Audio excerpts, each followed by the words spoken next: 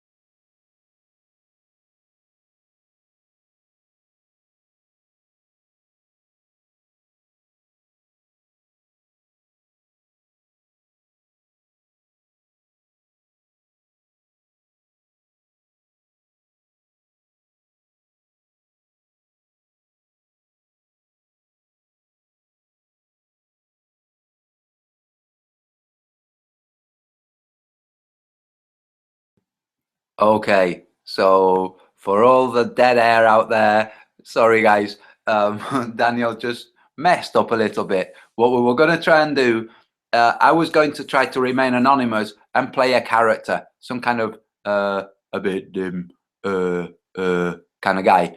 But he messed up and my avatar showed, so now we can't do it.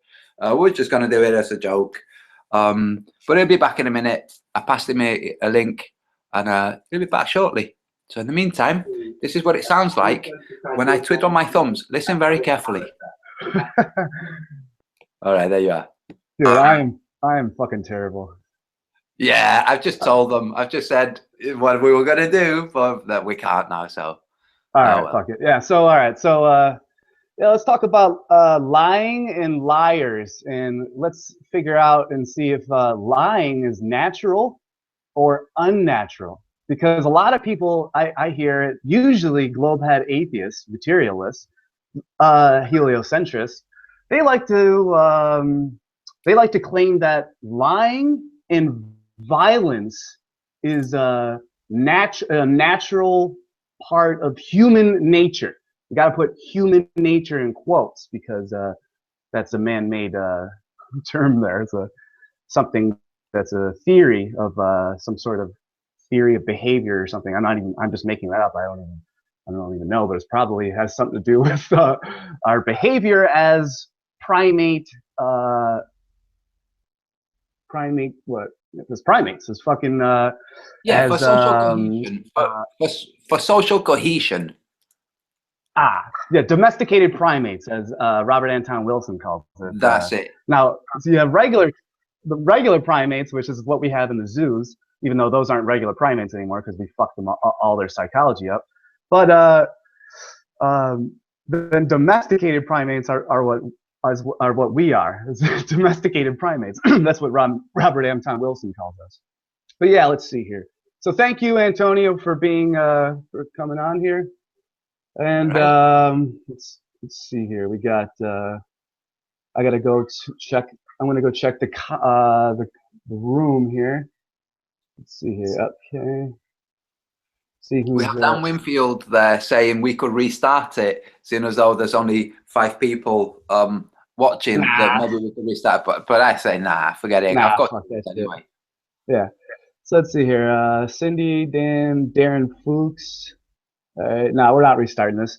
Yeah. Nah. So I'm actually good. I'm on Facebook right now, and one of my I don't knowist friends. She's an open mind. She has a very open mind. I'm going to read it out. She just asked this question. Her name. She will remain anonymous, and so will her Globehead friends. She asked the question on January 28th. Has anyone else heard of flat Earth? Is this logical? Sometimes I am sitting in a room and notice that objects appear still. too still. How could this be? If there was, in fact, a gravitational pull, would the object be circling in the direction of the Earth or the opposite direction? On my mind. Now that's just a genuine, authentic, heart-filled question from a woman who wants to know some truth. Is that so hard to understand? Now, let's go check out the comments here because there are a lot. Let's see here. Okay, and one of the first comments is go to sacredgeometry.com. Our Earth is not flat. That's a and then she gave sacred geometry web link, technology of the gods. So then I'm just going to go down and read this off to you. It's going to be fun for the listeners. So just listen and don't. Yeah, you're going to get banned if you share this fucking link and get me sniped, you stupid assholes. But let's see here. How could see, the only time I ever got sniped was when I allowed people to come on my chat. So that and join with me. So that means that those people, one of them was a narc, and they allowed they gave the link to the wrong person. So that the only two times I've been sniped is when other people joined in, and so they had to have given the link to him, right? Isn't that how it works? But anyway, let's see here. So that is an incredibly silly argument for the Earth being a sphere. And don't get me wrong, I know sacred geometry exists, but to say, here, go to this website about sacred geometry, the Earth is a ball, is very silly. Okay. So she says, your opinions, I don't believe it is silly. All the satellites and the space station in orbit around Earth. The moon is not flat. Astronauts, oh God, astronauts orbited around to the dark side of the moon with no radio contact. It is useless to argue with flat earther theorists. Are the sun and all the planets flat also? So when the Earth was formed and all those large pieces of rocks made a flat plane, the Earth has, what the hell? The Earth has an iron core, gravity. So I respond with, I put her in quotes, the moon is not flat. So I respond, no human has ever seen the dark side of the moon. Thus, you've only ever seen one side of it. Except Stanley Kubrick has seen the opposite side of the moon. So I say I put her in quotes, the moon is not flat. That's what she said. So I respond, no human has ever seen the dark side of the moon. I didn't have to use a meme for this one, guys. I didn't need a meme. No, although I did include a meme. So no human has ever seen the dark sea. See, I said I didn't need a meme for that one. Could have lied, but I didn't because I included a meme. What? Why would I lie? There's no point of lying. So no human has ever seen the dark side of the moon. Thus, you've only ever seen one side of it. No humans have ever landed on the moon. The moon is not something that you can land on. You don't know what the core of the Earth is made from. No one does. Laugh out loud. When metal is heated, it loses its magnetic properties. Gravity depends on the theory of magnetism generated by a superheated molten metal inner core. So I'm not arguing, I'm providing facts. You're right, though. It's useless to try and debate me when you don't even know your own heliocentric model. P.S. No one knows how or when the Earth was formed. Laugh out loud. Unless you're a scientist pretending the Big Bang and evolution started it. Laugh out loud. Clueless liars and deceivers. She said, I am not a scientist. I know a couple. Do you have a doctorate in astrophysics, astronomy, physics, chemistry? They may prove you right someday. It's like, what the hell? Okay, thank you. Attacking those who believe differently is juvenile behavior. I didn't attack you, Janice. Post where I attacked you. Having a different opinion than you isn't an attack. For fuck's sake. Yeah, so that's one. So let's see here where this guy Dan comes, a different Dan comes in here. Ugh, a prime example of the dumbing down of America.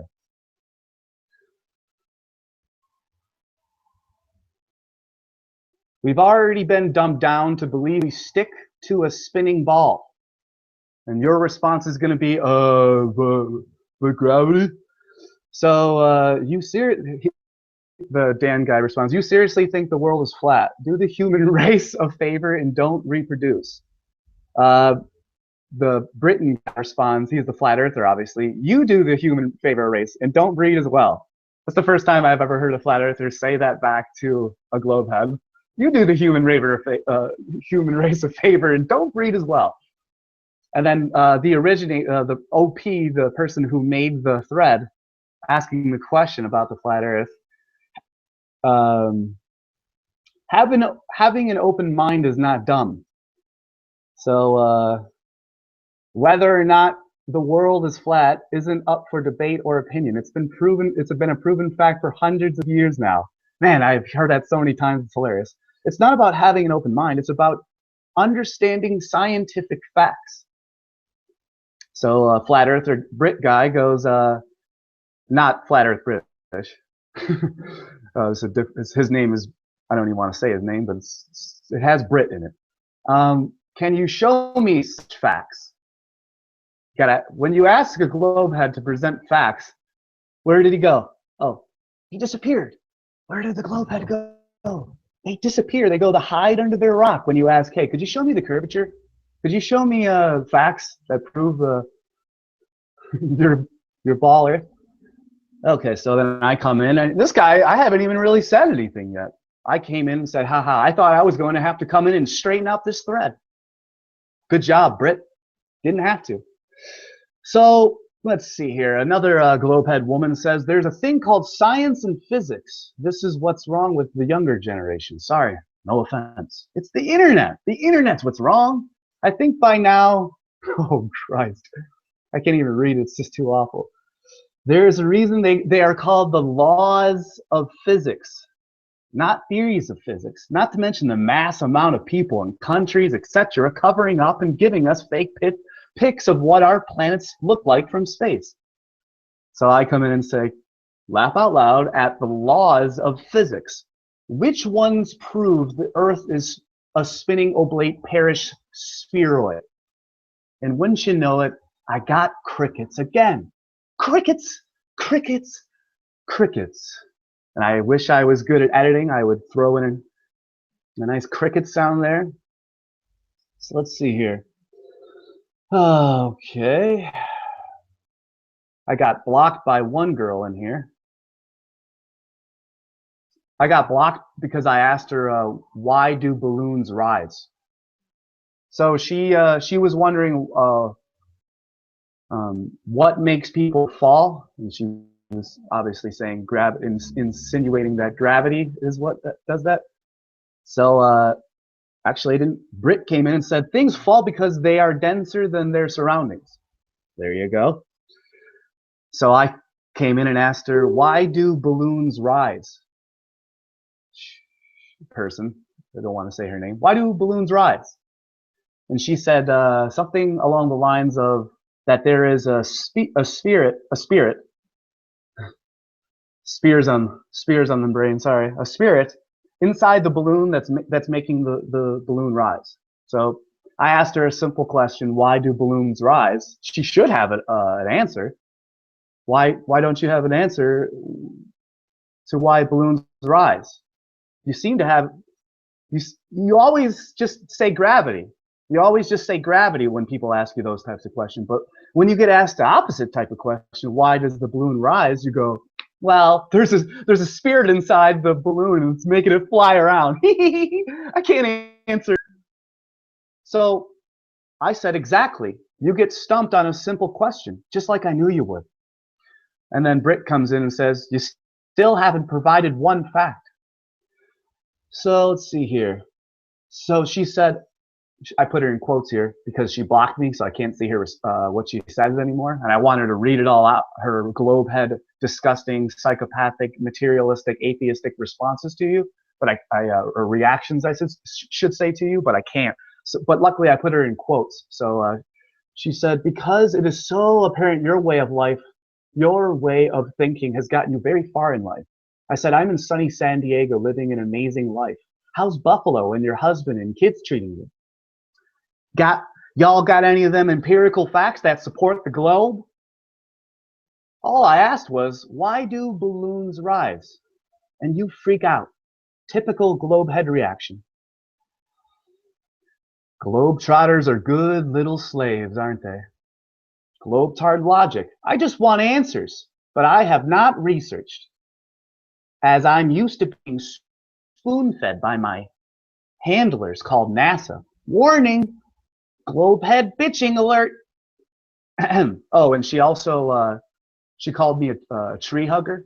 She was like, you fucking, yeah, you tree hugger. Fucking go smoke some pot, you tree hugger. So if you're anti-cannabis, anti-pot, you literally are retarded. You're missing, like, you think you're a monkey, so just be a good little monkey and go swing from some trees and stay the fuck away from me. But so I respond with, equating tree hugging with lunatic behavior shows me how totally soulless and lost you are. And then I showed her a link to tree hugging is now scientifically validated. And then she blocked me. Boo-hoo.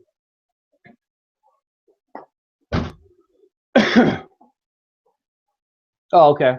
So then this other girl comes in here, Kaylee.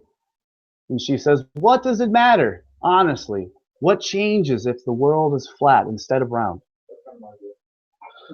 So the person who made the thread, she said, if the world is not round, then what else is not round?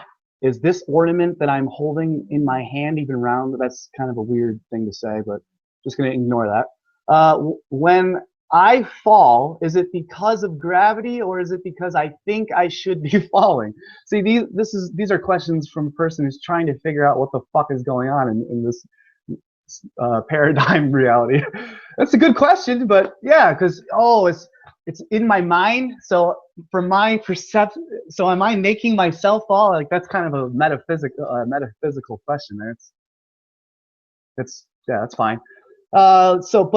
So Kaylee, well, I came in and I put a meme that said, why would they lie about the shape of the earth? I don't know. Maybe to hide free energy, hide the creator, hide your spirituality, hide more land, hide more resources, hide scientific knowledges, hide what's in Antarctica, hide that you're at the center of the universe, hide that you are special. Take your pick. So then she says, but if the earth was flat, how would we have the seasons? And how would daylight and nighttime work? Because isn't it set up that by the sun's rotation of the earth? Yeah, that's what she thinks. Like if the earth was flat, wouldn't days and nights be longer? I don't understand why you would think that. But next question she says, because I haven't responded yet. And Fallon, the falling thing, I don't know. Oh shit, I said her name. Well, whatever. Sister first name. The falling thing, I don't know. My understanding of falling is that your equilibrium becomes off, which causes you to lose balance and you fall. Laugh out loud. I've never heard this flat earth, well, she said fault earth thing before.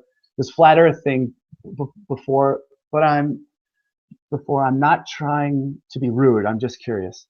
I said you fall because your weight / density is more than the air surrounding you. So you fall. If it were water, you'd sink unless you fill your lungs with air. Laugh out loud. Because if you try to dive into the earth, you're going to break your neck. But because the earth is more dense than you. So you're going to break your neck. But if you dive into a pool of water, you're going to go into the water because the water is less dense than you. So you go into it nice and feels good. Feels real good. But if then you sink into the water, and then when you fill your lungs with air, because that's called buoyancy, which is also the thing that you think gravity is actually weight / density / buoyancy. That's all. And it's just you fill my lungs with air, and then I sink because the air in my lungs is less dense than the water that I'm in. So then I start to rise, which is why a helium balloon rises, because the helium is less dense than the air surrounding it, called oxygen. So, all right. So there's so yeah. So then she said, oh, so I quoted her, and I quoted her, and what does it matter? Honestly, what changes if the world is flat instead of round? I said, that's the equivalent of saying, what does it matter if I caught my husband or wife in bed with someone else? How I choose not to be delusional and pretend that nothing happened. So if I caught my husband, my husband or wife in bed with someone else, I go, well, that really matters. I'm gonna go. I have another, Dan. I've been thinking about this. Yeah. How to answer that question? Why does it matter? It's like, well, would it matter if you were living indoors and somebody came around and said, "Hey, you know, there's an outdoors"? Would the Plato's cave, or Plato's cave analogy there. I like that. Exactly. Guys, you're in a cave. There's a whole world out there. Actually, the first time I started studying the Plato's cave, it's not called the Plato's cave analogy. It's called the Plato's cave something, right? It's not called the analogy. It's called, like, it has a scientific term to it. I can't think of it. I'll look it up whilst you're thinking. Yeah. Let me know what that is. And I remember the first time I looked that up, I was like, whoa. And then I realized that I didn't get it. So allegory. I realized that what is it? Allegory. Yeah, see, the Plato's cave allegory, not the metaphor there, see? I'm not just talking out my ass here, people.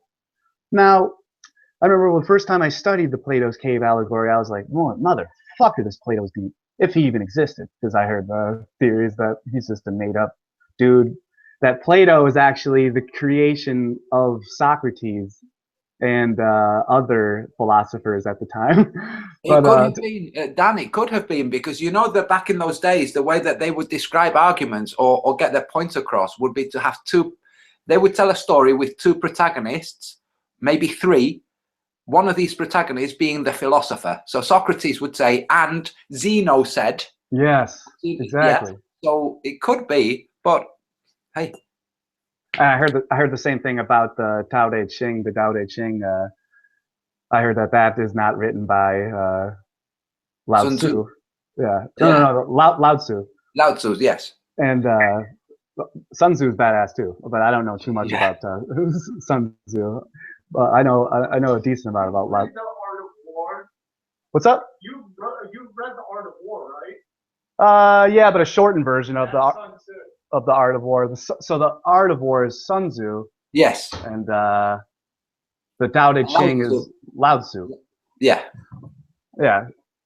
Yeah. So like I've only read I wish I had the patience to read the 1,000-page Art of War. Or is the War of, or the, is that fucking Leo Tolstoy, the War of, what's that 1,000-page? No, that's Tolstoy's War and Peace. War and Peace. Okay, so that's that one. God damn it, Sun Tzu and Lao Tzu and Tao Te Ching and Art of War and fucking War and Peace. The Art of War is pretty easy to read because it's written as in stanzas. You know, just that's I've read the shortened version of that. That's where they show the battle strategies and trajectories and the terrains and how one should approach enemy grounds. Oh yeah, I remember that. That was an awesome book. So let's see here. Let's go back to this. This is all stems from his lying natural human behavior. So let's see here. Wow, this is still going on too. So she said, I said I choose not to be. What does it matter, honestly? What changes if the world is flat instead of round? I said that's the equivalent of saying, what does it matter if I caught my husband or wife in bed with someone else? I choose not to be delusional and pretend that nothing happened. That's just me. But still, she says, but still, what does it matter? All you've proven to me is that people lie. Okay, so people lie. That's human nature. You see where I it's not like the world itself would drastically change given the evidence you supplied. So therefore, I don't believe in God, which I don't. It has zero effect on me. It's like, where the fuck is this coming from? I believe in evolution because of climates and how people survive. I'm just reading it off exactly how. Example, being the girl who survived being trapped under rubble for longer than 17 days without water, which really defies all rationale concerning most people can't survive less than 3 days. I'm just reading off what she's saying. But because her body had pre-adapted to her surroundings, she managed to survive. Quotes, Haiti. She said, science is science and it is measurable, and coming from a medical background, science happens to be my truth. So your memes have not actually answered my question, just furthered your opinion. I said, cool, have an amazing life floating through space. Laugh out loud. And I posted the just good science with a picture of a pear Earth. So she said, science is science and it's measurable. And she's coming from a medical background and science happens to be her truth. So her truth is that she lives on a oblatish, pearish spheroid, and that's good science to her. So I told her to have an amazing life floating through space. Antonio, I'm going to ask you a random question. Have I insulted her yet? No. Have I thrown any insults or disparaging or anything hostile or no? You've wished her well on her spinning globe. Well, I did. Yeah. As for science and medicine, they followed all the correct protocols for thalidomide. What's that again? What's the thalidomide? Thalidomide? Yeah. Have you heard of thalidomide? It was no. That's this new thing, right? What is this? No. It was a thing in the 70s, 60s, and 70s. It was for morning sickness. So for pregnant women to take this pill, and they would stop having morning sickness. Unfortunately, a certain number of them would have children with missing limbs. They would be born with missing limbs. Okay, so they tested this on rats, and they'd seen that, oh, strangely, some of these rats were deformed. So obviously that's some aberration, got nothing to do with what we're using on the rats. And they just discarded them. They discounted those. They were just some bizarre, freaky occurrence. And they'd say it happened with humans. That's following the scientific principle and chemistry and the medical world. So it was a pharmaceutical mess up. But it tells you, you can follow the scientific principle. Absolutely. You're still going to arrive at conclusions that are fake or false if you're looking at the world in a way that allows you to discard what the science is telling you. Like, for instance, all of these baby rats that were born deformed, they were deformed because of what you're testing. But if you're thinking, no, because of that fucking formaldehyde shit that you gave them. You can't ignore that. You can't pretend that didn't exist, that you weren't doing that to make them lose their limbs. You're taking a pill. You're giving these rats these things. That's the reason why. It's like there's a root cause of it. And I don't know if you noticed, but I like getting to the root cause of the thing. Yeah. Let's see here. So. But no, you were not rude. You were not rude. Yeah, no, I know I wasn't, and because I deal with these people all the fucking time, and I know when I'm a conscious being, and I know when I'm being fucking rude, and So she responds with, I said, have an amazing life floating through space. And then the Just Good Science, the pair post, because she said science is science and it's measurable. So let's see here. And this is what she responds with. And her last response was barely intelligible. I can barely, wow. So what the fuck, talking about going into evolution and and I don't believe in God. It's like, what? I didn't, so because my memes, so yeah, so she would have, so her atheistic, okay, yeah, so she got immediately called, she didn't even say that she was an atheist yet, but my memes pointed that out to her, that she was, so I see where, I didn't get that yesterday, but now I get it, so let's see here, so she says, this is her response, and calling people names because they question your theory is not considered to be a stance of higher education. It actually proves otherwise. But to each their own. I asked a question. It doesn't make me delusional. I can easily say you are paranoid, but I didn't. So let's just agree to disagree. I said, I'm the least paranoid person on the plane. Capital laugh out loud. Ask, and then I tagged the person who made this thread. The girl who made the thread and asked the flat earth question. I said, I'm the least paranoid person on the plane. Capital laugh out loud. Ask the person who made the thread. So she said, this is weird. And again, she said, again, memes are not accurate measures of education. I didn't share them. I answered with my words. You can expect people to believe you because you posted 7 memes. My 7-year-old son can make on my computer. I didn't say you were, but to call me names, what? A bit extreme, don't you think? Oh, I didn't say you were paranoid. I didn't say you were paranoid, but to call me names, a bit extreme, don't you think? All because I don't agree with you? Question mark, question mark.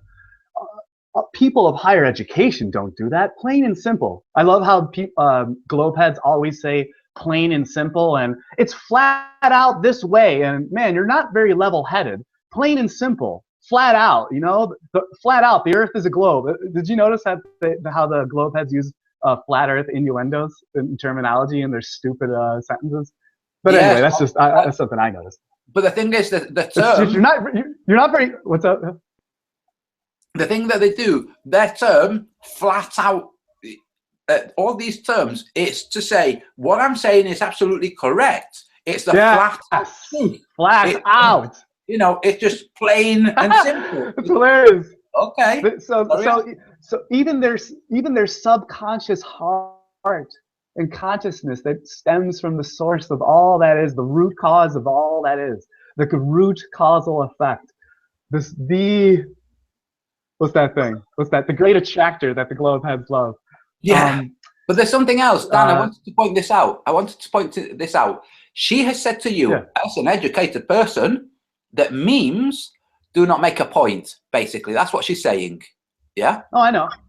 Right. Wait. No. Hold on. I'm gonna interrupt you before. Just okay. 1 second. Okay. I said no. You or your 7-year-old don't make memes. You're too lazy to teach him useful things he'll actually need to use in his life. And then I posted, this is a meme. Pictures speak 1,000 words. 1,000 words can be fitted into a meme, a link, a video, pictures, documents. So my memes speak louder than words. And then so now go ahead. Now you were saying? Well, we have this concept right now that a meme is some Facebook shareable picture word situation. It isn't. A meme is an easily digested concept. So for instance, when we learn at school, they meme that fluoride is good for your teeth. That's a meme. It doesn't have to come with a picture. So in her educated mind, she doesn't actually know what a meme is. And she's still talking about memes. Yes, exactly. That's, a meme is a unit. It's the smallest unit of an idea that can be fit on a little thing. A little piece of paper, an index card, a fucking thing on the computer, a WWE sign. Or even a phrase, like the phrase, fluoride is good for your teeth. That's a phrase. It doesn't have anything that's extraneous to it. It has everything needed and nothing more. that you can or say like a meme. Memes are or like the scientific. Yeah, memes. Sorry, or like the scientific phrase. For each action, there is an equal and opposite reaction. That's a dangerous. Yeah, dangerous totally. meme. Totally. Matter of fact, that's what people call science. So a man named Isaac Fig Newton existed. Yeah. Maybe, because it could be a lie that he was even real. And it's all fabricated lies about pseudoscience being pushed off as real truth. But anyway, so then people consider science, Antonio, people consider great science and incredible, amazing science to be a sentence. The sentence called, "For every action, there is an equal and opposite reaction." Yes, that they is call it pure science. What I just said is science. Are you going to refute me and what I just said? What I just said came from a scientist's mouth. How else would I be able to say that? Oh yeah, I'm regurgitating it from someone else who said it. Oh, fucking me. Not only that, it's not just science, it's actually a law. It's a law. It's and it comes with comes with subsets of laws too. Yes. Yeah. And those subsets of laws sometimes override and contradict the main laws, and so they have to just gotta find the man, there's so much deception, disinformation, misinformation. So she said, excuse me. So no, I'm lazy. Gotcha. Go smoke some more pot, you fucking twat. So she says, wow, you are a disgrace to the human race. I honestly can't believe, and she tagged her friend. I was actually friends with someone like you, laughing my ass off. Lazy, ha ha ha ha. Right. Oh, you angry little man. Man, she's going crazy. If you only knew just how lazy I was, laughing my ass off. Have a great day. Well, she said have a great day, but then she just responded again. What did she say? I think she couldn't let it go by saying have a great day. She had to respond again because I gotta say something to him. Dan, please let me ask you to go back over her last comment and your previous comment. I just want to point something out that's very clear. If you go over her last comment. Let's see here. I didn't say you were paranoid, but to call me names a bit extreme, don't you think? Because I don't agree with you. Question. People of a higher education don't do that. Plain and simple. No, you or your 7-year-old don't make memes. You're too lazy to teach him useful things that I'll actually need to use in his life. And then I gave her this is a meme. Pictures speak 1,000 words. 1,000 words can be fitted into a meme, a link, video, pictures, documents. It speaks louder than words. Excuse me. So now I'm lazy? Gotcha. Go smoke some more pot, you fucking twat. Wow, you are a disgrace to the human race. And honestly, I can't believe tagged the OP, the original person who asked the flat earth question, is actually friends with someone like you. Laughing my ass off. Lazy. Ha ha ha ha. Right. Oh, you angry little man. If you only knew just how lazy I was.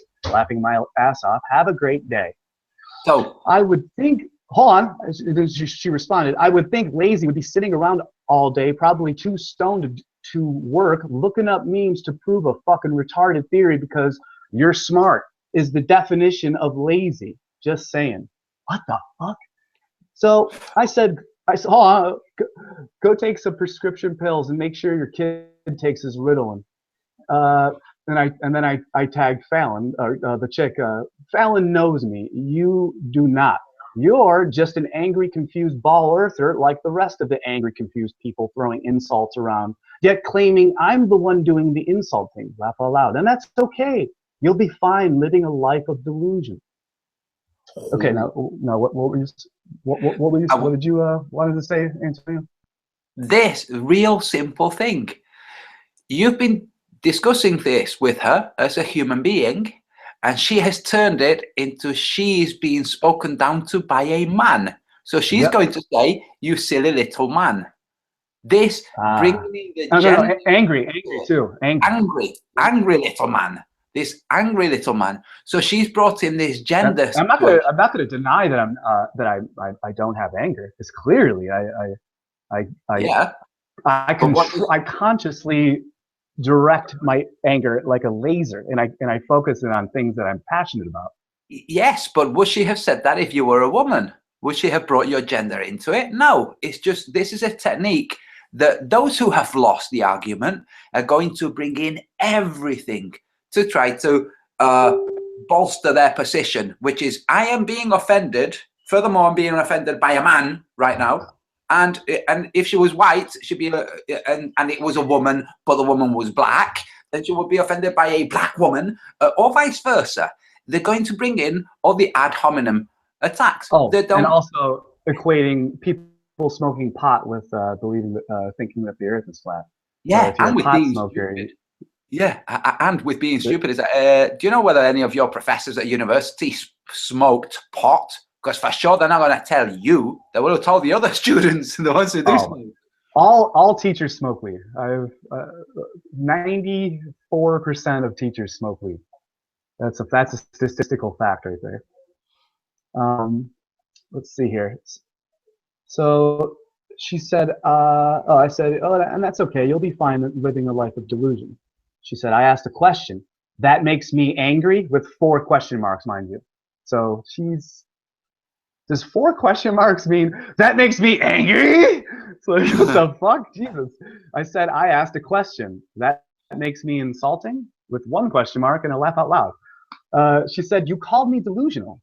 Said I was lazy, and now assumes I'm some pill-popping housewife. Ha ha ha ha. And I'm the angry one. 4 question marks and a giant Man, it seems like I cut a cord on that one. I said I'm in sunny San Diego living an amazing life. How's Buffalo and your husband and kids treating you? Let's see here. Oh, she says, let's see here. I just got a job as an RT or RN, loving life, making good money, buying a new house, contribute to my neighborhood. Contribute to my neighborhood. How is buying a house contribute to your neighborhood? Okay. Further my education is getting her master's degree in helping young kids so they don't need to be on Ritalin. Well, that's good. Let's see here. My husband is an amazing man who works extremely hard to give me the opportunities to go to school and follow my dream. And my son, well, he hands down the most amazing young man. She really got to work on her grammatical skills for someone with a fucking master's. And my son, because I'm trying to fix her fuck. Oh, so that's why the OP made fun of her spelling later in combination. See, I didn't even understand it until right now. She's like, you should probably work on your grammatical skills if you're going to try to make fun of someone. And isn't that such a typical thing of a spearhead? Like, all the spearheads are just worried about the grammatical errors and the spelling, when actually I'm 98% of the time my sentences and punctuation are correct. Because you pay attention to your grammar, because grammar helps things be clear. Yeah, I'm an aspiring author, and I'll self-publish one day. But no, I will do that. But yeah, I have to be aware of those things. But anyway, so she said, my son, well, my son, she's not black. I mean, no offense to what's they called, Ebonics or anything. My son, well, he hand down the most amazing young man on the planet. Just recently donated all of his toys to sick kids. Okay, well, do you know where those toys go and the shoes and the blankets go? Because sometimes they don't even go to the charities. Wait a second, she's lying there. Yeah. He didn't just give all his toys. He gave all his old toys, because now he's got a bunch more from the last Christmas. So they need Yes. Good old consumer. Let's see here. Just recently donated all his toys to sick kids. But you now keep, look at, instead of talking about the flat earth versus the sphere earth, she's just, but now you keep insulting my defenseless child. It makes you a real man. See how she tries to, it's called psychology, folks. And it's a womanly psychology there. Mm-hmm. Now, I literally just, I replied with her 2 words. I said, good work. And then I posted a meme. It says, a PhD in history, honey. I'm so proud of you. You still have no clue of what our real history is, but memorize the fake ones so well that you can now teach it. I said, good work. That's all I responded with. I don't literally, have you noticed that every time she freaks out, I just respond with a few words and just let her freak out? Let's see here. She said, and I love Buffalo. I snowboard between popping Xanax and catching my husband cheating on me and drugging my child. So Buffalo is amazing for me.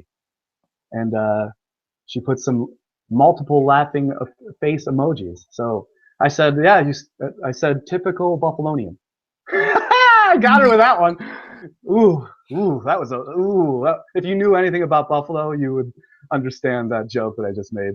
She said, I snowboard between popping Xanax and catching my husband cheating on me and drugging my child. So Buffalo is amazing for me. I said, typical Buffalonian. That's a stinger. Why do you think? Yeah, I mean literally. But anyway, but Buffalo's getting better. Not to badmouth Buffalo because it is getting better, but it's literally 10 years behind California, at least, maybe 15, probably 20. But let's see. Do they have flushing toilets yet?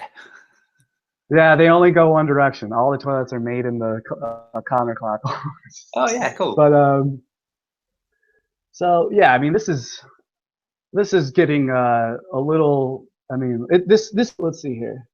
Let's see how much long this goes for. By the way, Dan, just yeah. a little side note. Have you shared this Hangout on your Facebook page? No, I haven't.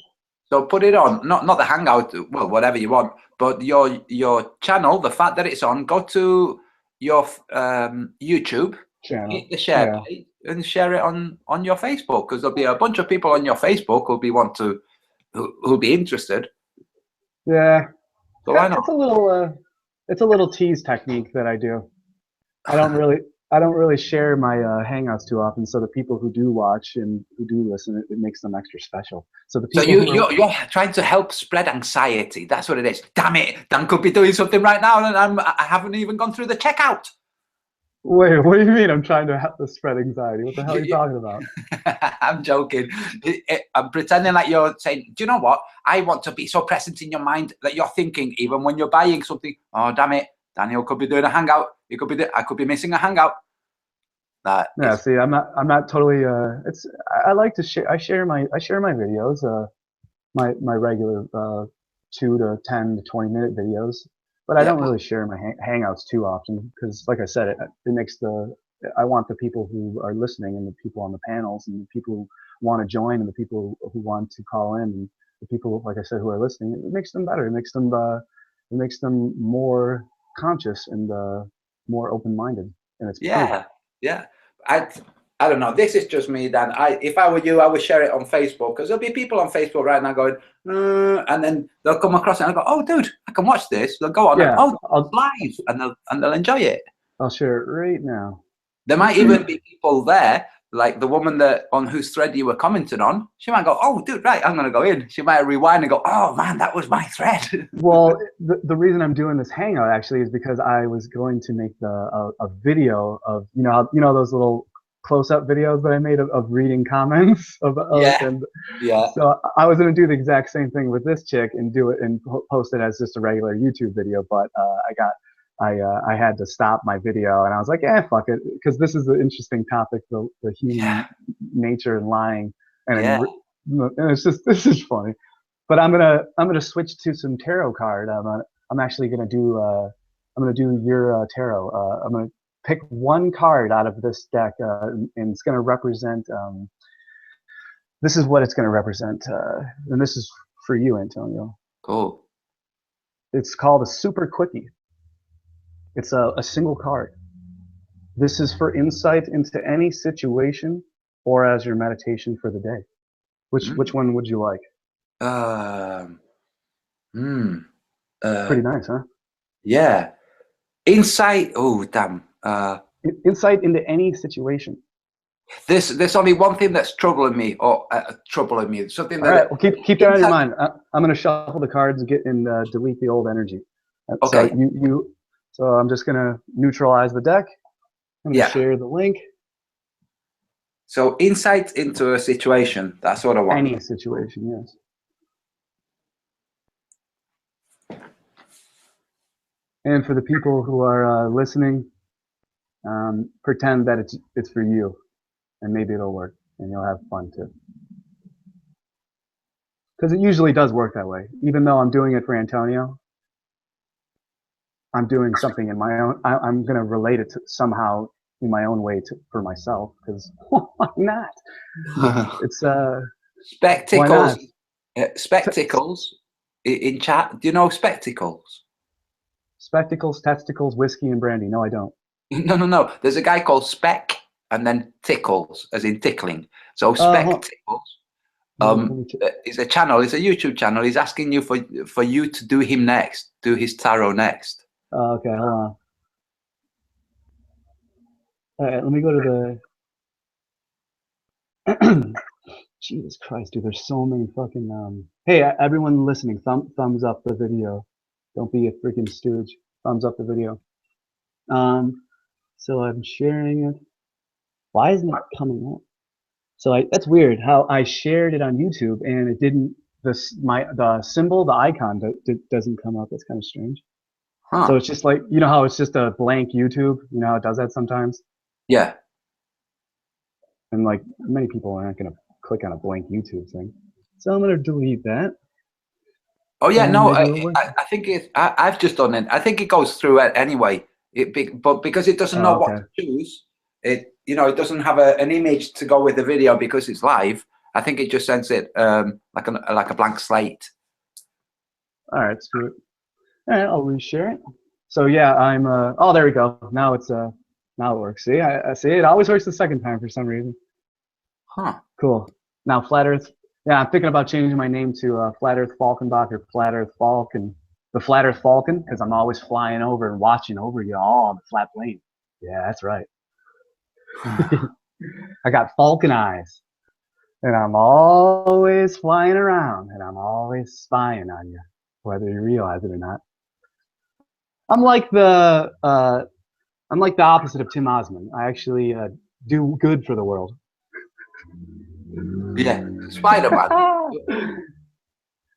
About Spider-Man.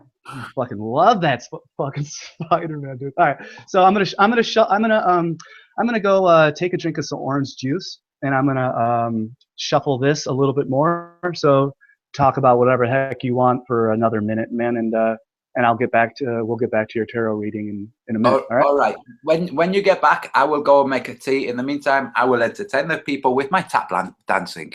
All right. Or my lap dancing. Up to you guys. I can either tap dance or lap dance. Nice. One or the other. I'll wait and see what you say in the chat. In the meantime, I'm humming a song to myself. No, it doesn't hurt. First of all, it's satirical. If anyone takes no one heard that, so don't. I understand, but if anyone takes the whitest human being ever sounding like J-Rock saying that seriously, you know what I'm saying? You know what I'm saying? You know what I'm saying? What's up, buddy? Oh, you see LeBron and Barkley going at it. Oh, I love it. Keep exposing yourself, LeBron. It's like, okay, so he calls you out for being a whiny baby, and you respond by being a whiny baby and get personal with him. Oh, LeBron. Class act right there. The things the right way. Yeah. Oh yeah. LeBron has treated the game with respect. He's like, I forgot you never wanted to be a role model. You spit on a little girl. You gambled. Yeah, that's things people that don't want to be a role model would do. He's saying that. Yeah. He said he's not a role model. That's the whole point. He said to everyone, he goes, I'm not a role model. Your parents should be. Sorry to get off tangent. Oh, no. Fucking, yeah, this girl, she's married and has kids. And she said that lying is a part of human nature. And I've heard this growing up. And that's a part of Darwinism. It's a part of Darwin's theory. Human nature. So that's exactly what I said. Notice how he said that. He said human nature. That means there's quotes around it. So when you put quotes around it, that's a part of someone else's idea. That's Darwin's. So saying that violence and lying and deceit is natural. If you didn't teach your fucking baby that Santa Claus existed, you think that fucking he would, hey, Santa Claus exists. That's called lying to your kids. It's learned. And you learn it from them. It's called a learned behavior for a reason. Yeah, that's right. Learned behavior. That's right. I can fucking loop it all back like that. Yeah, it's true. Saying that lying is just part of human nature is also learned behavior.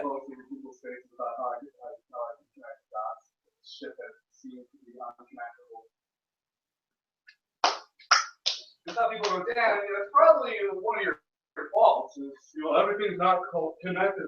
Hey, I choose to play 6 Degrees of Kevin Bacon with my life. You don't, fuck off. I couldn't have said it better myself. All right, so let's do a little tarot reading here. This will be insight into any situation. Actually, I'm gonna do it right. My bad. I don't know if you heard me screaming and pain this morning. I heard scream. It was me. I threw my back out this morning. I hate waking up. Yeah, I threw my back out this morning, and I almost had to do a full shift today. And I called my boss. I'm like, am I going to make it through this first one? Like, I can't even stand right now. You got to fucking sleep with you. It has to be it. But, when I'm on the couch, yeah. If you're trying to throw your back out constantly, you have to keep sleeping on the bed. Last week. You need to get off the bed. Right now, though, no more sleeping on the bed, Bubba. Oh, boy. I don't have the best posture. I know that I'm sitting in a fucking chair. I don't know. You have to figure it out. I have this mind and stuff here. So I never noticed that. My neck is like weird.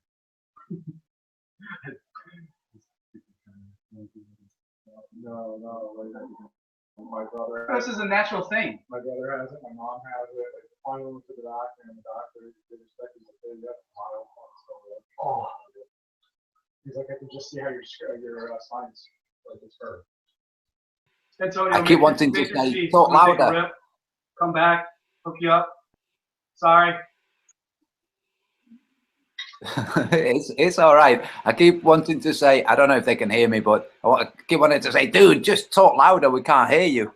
Reading some Ask and It Is Given by Jerry and Esther Hicks, married couple who channel Abraham. I'm sure you've heard of Abraham, listeners. Jerry Hicks is the main one who voices the Abraham.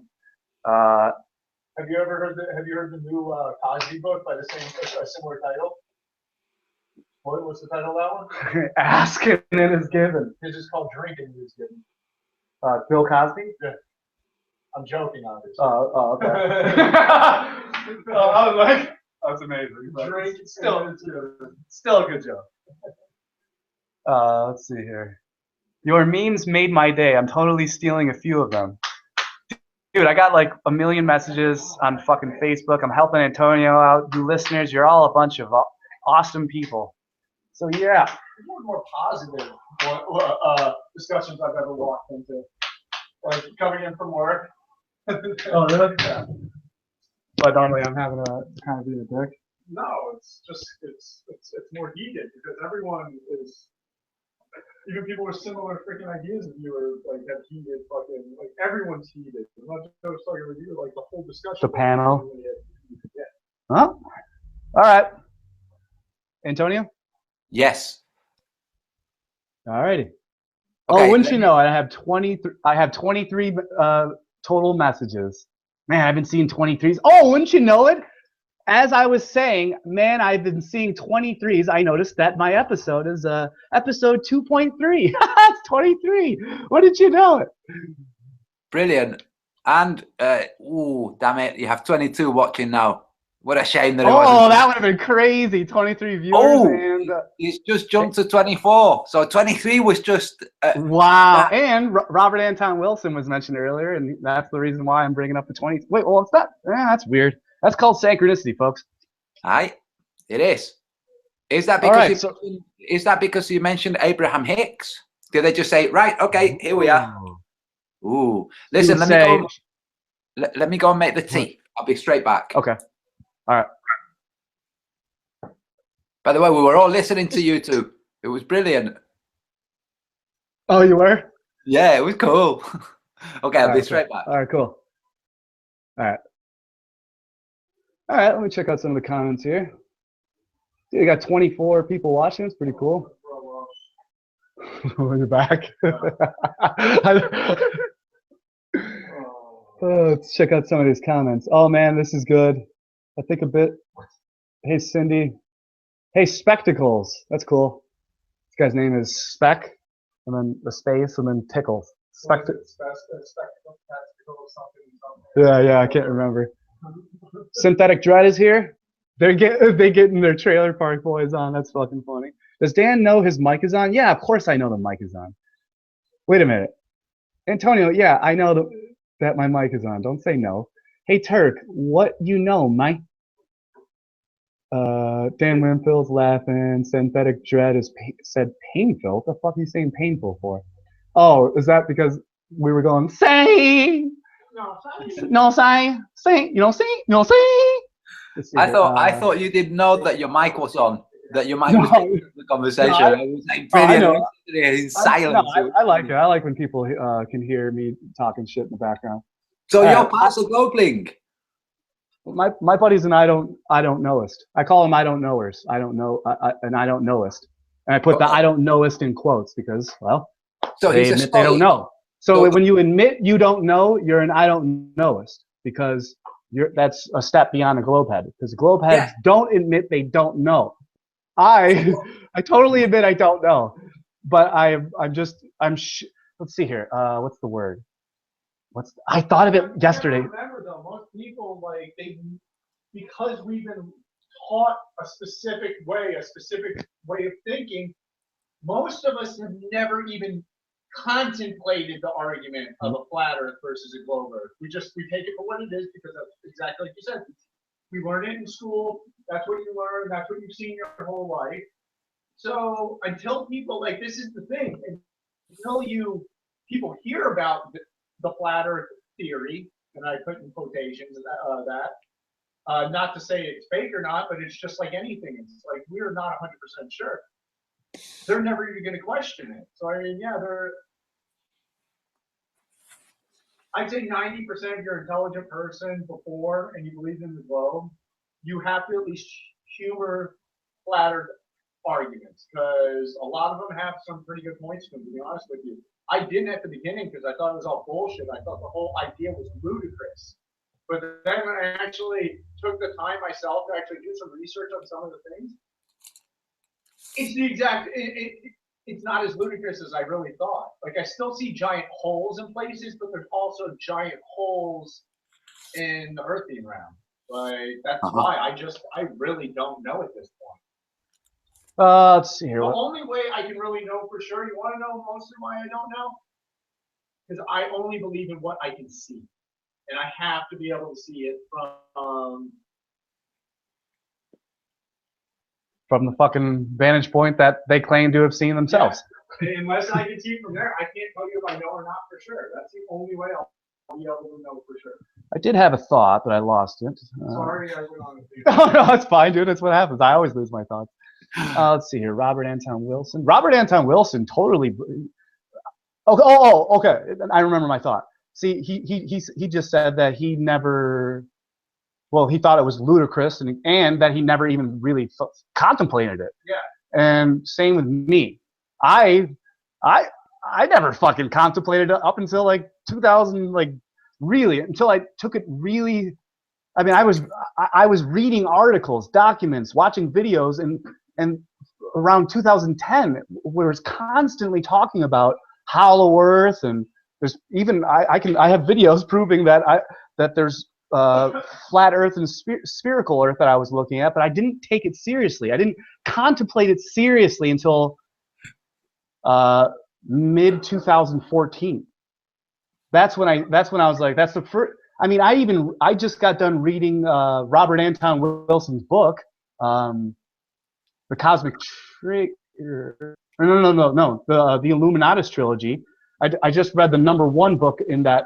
It was called Leviathan, I believe, and in that book, there's a character named Cortez who talks to the main character and tries to fill his head with a flat Earth theory. So literally, it's like you have the protagonist and the antagonist is trying to fill the protagonist's mind with he's trying to pretend that the flat Earth shit is like a psyop. Like, oh, and by the way, all of Robert Anton Wilson's ideas have been stolen by Hollywood and Philip K. Dick's ideas, and they just steal their scripts, like the X-Files. The X-Files is 100% stolen off of Robert Anton Wilson, and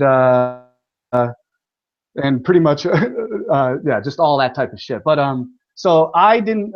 So I'm even as I'm. My point is, after I came back from Esalen, and the first book I read when I came back from Esalen was Leviathan, Robert Anton Wilson's book, where that character Cortez was filling up the main character's thoughts with anti-flat Earth talk.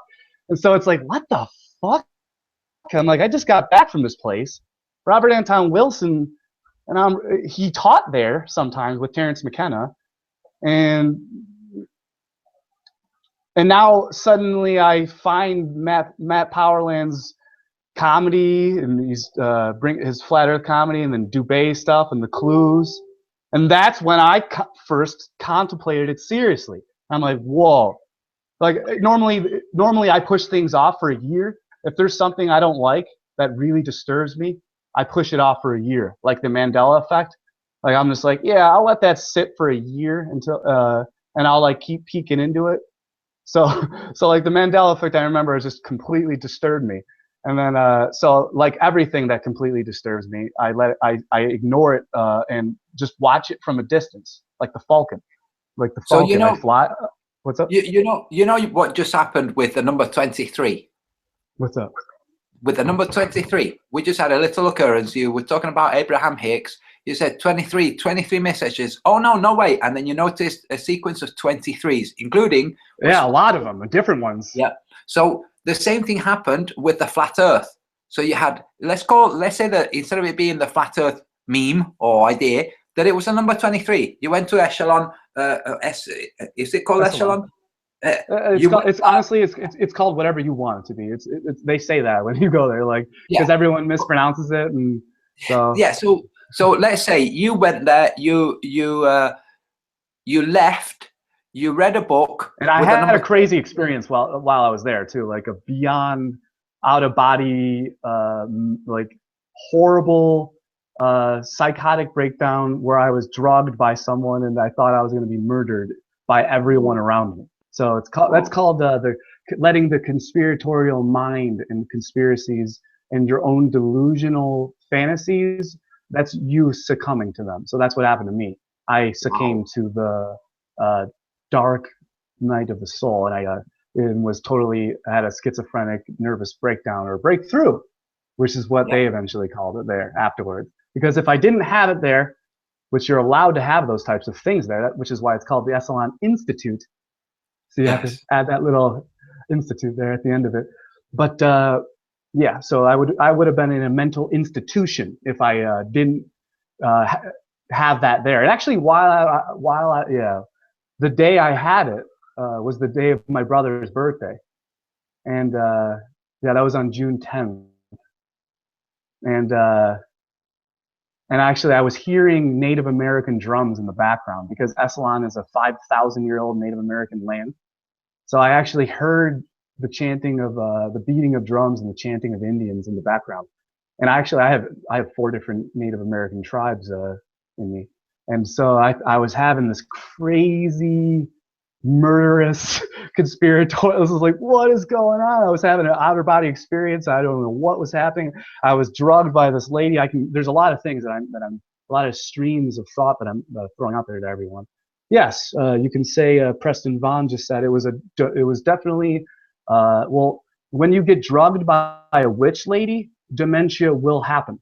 You will feel a demented state of mind, especially when you're thinking things out in your head. When you're thinking, what the fuck, like, are these things my friends? Is this like some sort of fucking, like, I don't even want to say the type of thoughts that I was thinking because it would scare the listeners. And the only reason I don't is because I want to go back to Esalen. I plan on going back to Esalen. And so I don't, like, me saying the things that I would say would almost put a bad, like, name, or it would, like, scare people away. So I don't, like, I love Esalen. I promote you going there. You don't go there for a vacation. Get a massage. Okay? Dan, I have a question for you regarding Esalen and this experience that you had. Do you think that the witch who poisoned you, who drugged you, do you think that the reason she did it was for you to have the composure that you have now, which you wouldn't have had you not gone through that? Or do you think she did it just to fuck you up? Because chances are, if she's somebody a bit wise, she's more likely to have done it for the positive result. It's pretty fucked up too, because this is getting really weird now. Because I remember, because I was there for a 5-day class, but I showed up a day early, and they let me stay a day early and a day late because I had nowhere to go when I got there, and I had nowhere to go when I was leaving. And so many different stories that are linking into this, but I'm trying my best here. So there was a married couple that were in the class that I was taking when I got to Esalen. And the woman who drugged me was a part of that married couple. So the man stayed in my class, but the woman the next day after the first day decided that she wanted to take a different class, or just not be a part of it. So then I remember having dinner with I was having dinner by myself.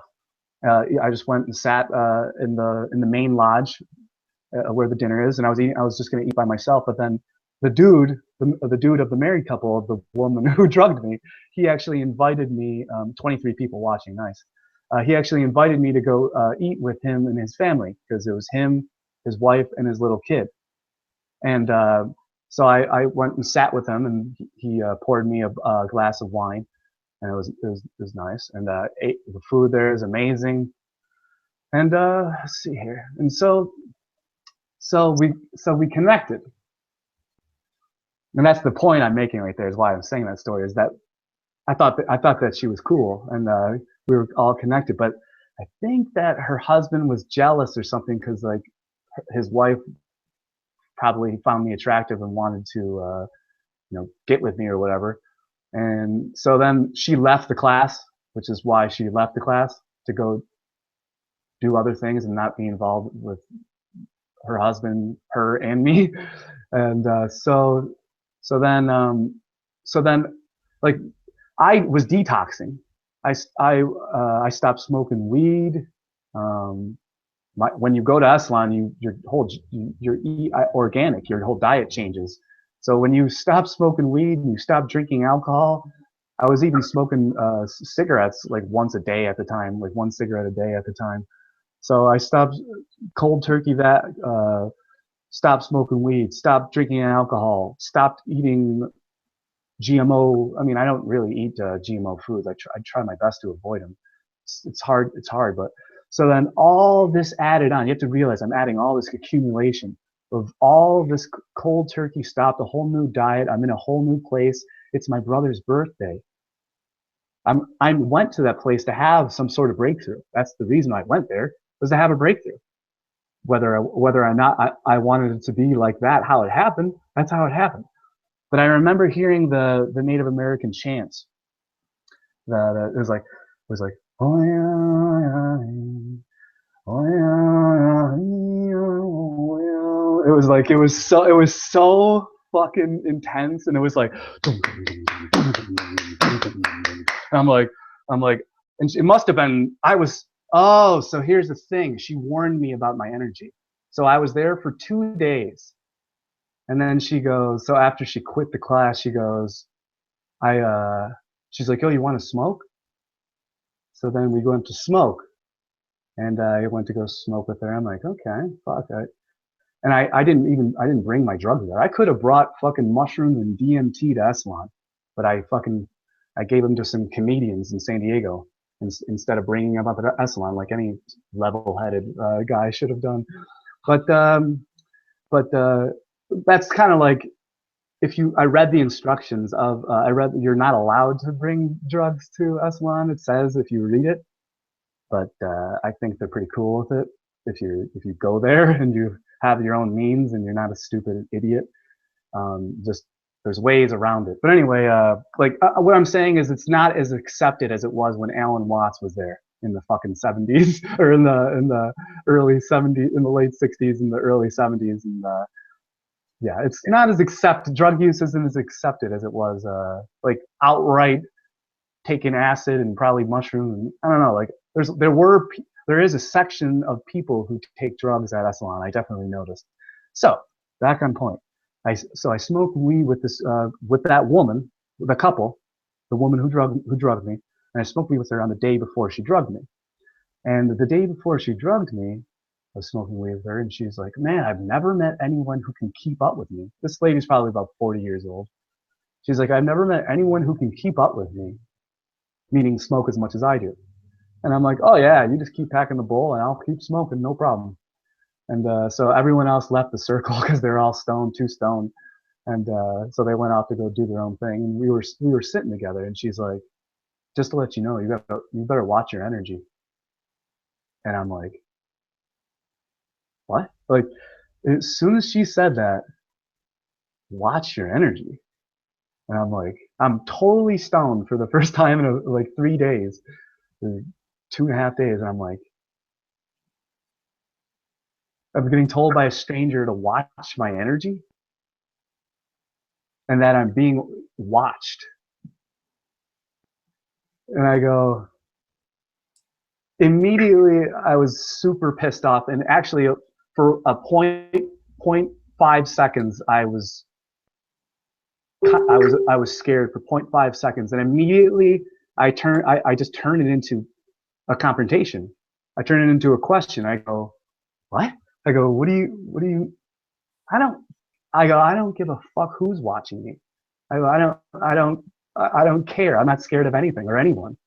And so that must have really she must not have expected that or something, because I can tell by her reaction. She was like, didn't expect that. And because I was just like, why are you gonna fucking, dude, get the fuck out of here. I'm being watched. Watch your energy. Someone who says watch your energy to me, you're gonna make my eyebrows raise really quickly. So now back on point. So she must have been like kind of like offended. Her ego must have been offended that I could keep up smoking weed with her. That's when you know you smoke too much weed. When you get offended by people who can smoke as much weed as you, and then drug them the next day by giving them a false batch of weed. See how that works? So the next day, same thing happens, and she goes, here you go. Goes, oh, and I sprained my ankle too. I sprained my ankle, so I was limping around, and it was bad, not a normal sprain, but I was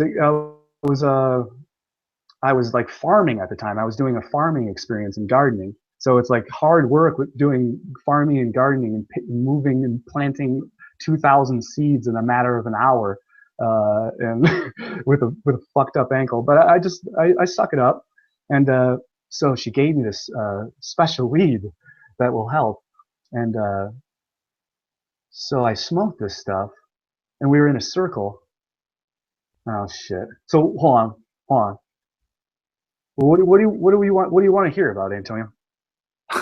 Don't think that you talking about this experience is something that's going to harm you. I don't think it is. Okay, I think what you've been saying is very, very interesting. I've been thinking, if somebody said to me, "What's your energy?" my automatic response would have been, "Why? Why should I watch my energy? What do you think my energy?" Yeah, I know. That's what I fucking was thinking. Yeah. Okay. So okay. So you were asking, like, do you think that she that she fucking no, like, clearly the reason I'm saying this in such detailed manner is to show you that clearly she's definitely did this to fuck with my head. Yeah, and, it wasn't. She wasn't. You see, when you said it was when some witch drugs you, I didn't, because there was no framework to it, no context. Didn't know if it was one of the people leading any kind of group. She might have done it. If it was a mentor, then she might have done it to bring on a resolution. but it doesn't sound like it. It sounds like somebody who had a little bit of an ego problem and thought, yeah, well, I'm going to fuck you up. And that's why she drugged you. But it ended up bringing you an experience that would turn out to enriching your life, even though you might look at it now with trepidation. Yeah, you're 100% right on that. Matter of fact, I got to take a rip to that one. You're right to that. Hold on. I need some water. I need to take a rip on here. Yeah. Yeah, we have a situation where a lot of globelings, and not just globelings, but also flat earthers, they're people who are supposed to be kind of conscious of their ego, you know, when their ego kicks in, or yeah, when it's going to be killed. Definitely don't do that. Don't do that. It is awful.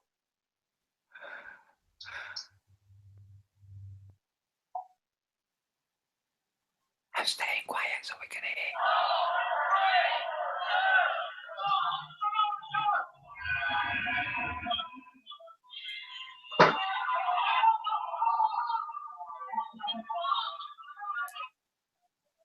Wow, there you go. Fans reacting to him coming out.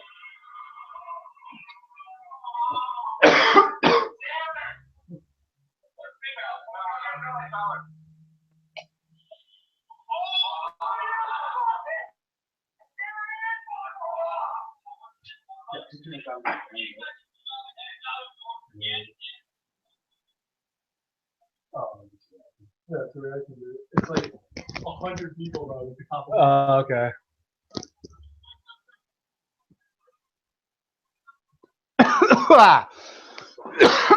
Yeah, see now it starts. Now the story starts to get really, really fucked up. Honestly, how would I do this? Do you know what, Dan? I'm gonna tell you something. And if somebody said this to me whilst they were telling me, I would think, dude, are you fucking condescending? But I'm not at all in any way. I've been to fucking wild places in my brain, okay? And I've seen other people go to wild places, and I've helped people. I worked with mental health sufferers later on. And me too.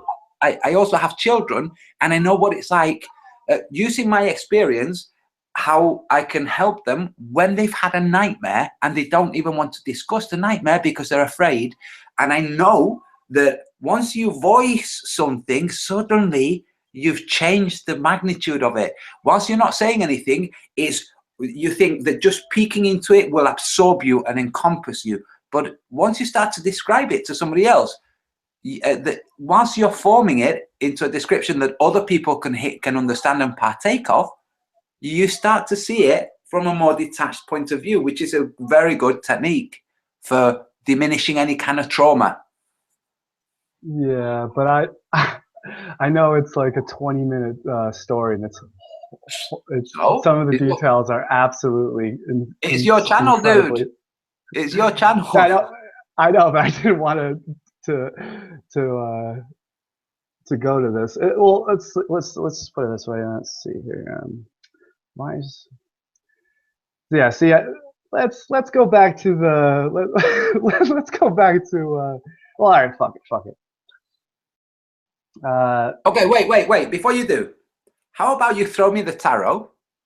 And then exactly. You decide whether you want to go into things or not. How's that? Exactly. That will do it. That's perfect. So you totally have your situation on your mind then, right? It's all settled. Yeah. Well, no, it's not settled. It's the reason I want it. But there are no. The question is solid. That's why. That's what it is. So. But I need some kind of resolution before I proceed. That's all it is. All right. Well, here it is. Here's your resolution. Okay. So do I pick there? Oh, wait. Between your index finger and your heart finger. So move further. It's the most obvious one. Next one. Let's see. It's the one that's no. Pull them down a little bit. Say hotter or warmer, or getting warmer, colder. Okay, but Oh, but pull them down a little bit towards the camera, down, like towards your desk. Yeah, there you go. Everybody can see which one it is. That one. This one? This one. Yes. This one? Yes. Okay. This one right here? Yeah. Interesting choice. This is going to be unbelievable. Get ready to get your minds blown, everyone. Is it The Alchemist? Oh, what is it? Fighting. Oh. Hmm. Because the picture is important. Yep, there it is. Okay. All right, so let's see what it says. Ah, you know what I can, but make sure you look into the clouds in the background, though. Yeah, I saw. You see there's something in the background there? Yes, I saw. All right, yeah, because sometimes I'll look and it's so subtle. Let's see here. There's about 79 cards in this deck. 55 of them are called minor arcana, and about 22 of them are like major arcana. You got a major card.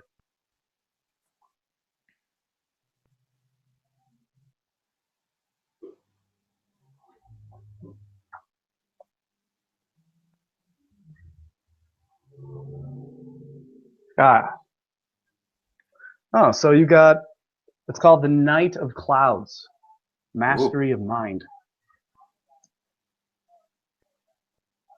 The Knight of Clouds, Mastery of Mind. Random question, what's your zodiac? Libra. Is that an air symbol? Yeah. Knight of Clouds. But anyway, that's what I figured, see? Uh-huh. All right, so the figure in this card is completely covered in armor. Only his glare of rage is visible, and the whites of the knuckles on his clenched fists. If you look closely at the armor, you can see it's covered with buttons, ready to detonate if anyone so much as brushes up against them. In the background, we see the shadowy movie that plays in this man's mind. Two figures fighting for a castle. An explosive temper or a smoldering rage often masks a deep feeling of pain. We think that if we frighten people away, we can avoid being hurt even more. In fact, just the opposite is the case. By covering our wounds with armor, we are preventing them from being healed. By lashing out at others, we keep ourselves from getting the love and nourishment we need. If this description seems to fit you, it's time to stop fighting. There is so much love available to you if you just let it in. Start by forgiving yourself. You're worth it. That's the first half. Here's the second half. One moment it was there. Another moment it is gone. One moment we are here, and another moment we have gone. And for this simple moment, how much fuss we make, how much violence, ambition, struggle, conflict, anger, hatred, just for this small moment. Just waiting for the train in a waiting room on a station, and creating so much fuss, fighting, hurting each other, trying to possess, trying to boss, trying to dominate, all that politics. And then the train comes and you are gone forever. Oh, that was it. Well, that was pretty cool. I think it's going to be one of these I Ching moments where you're going to have to just leave it to consolidate. Yeah, so let's not miss that train. I tell you what, it was pretty cool though, where it's talking about the what was it? The anger, the slow burning fury kind of thing.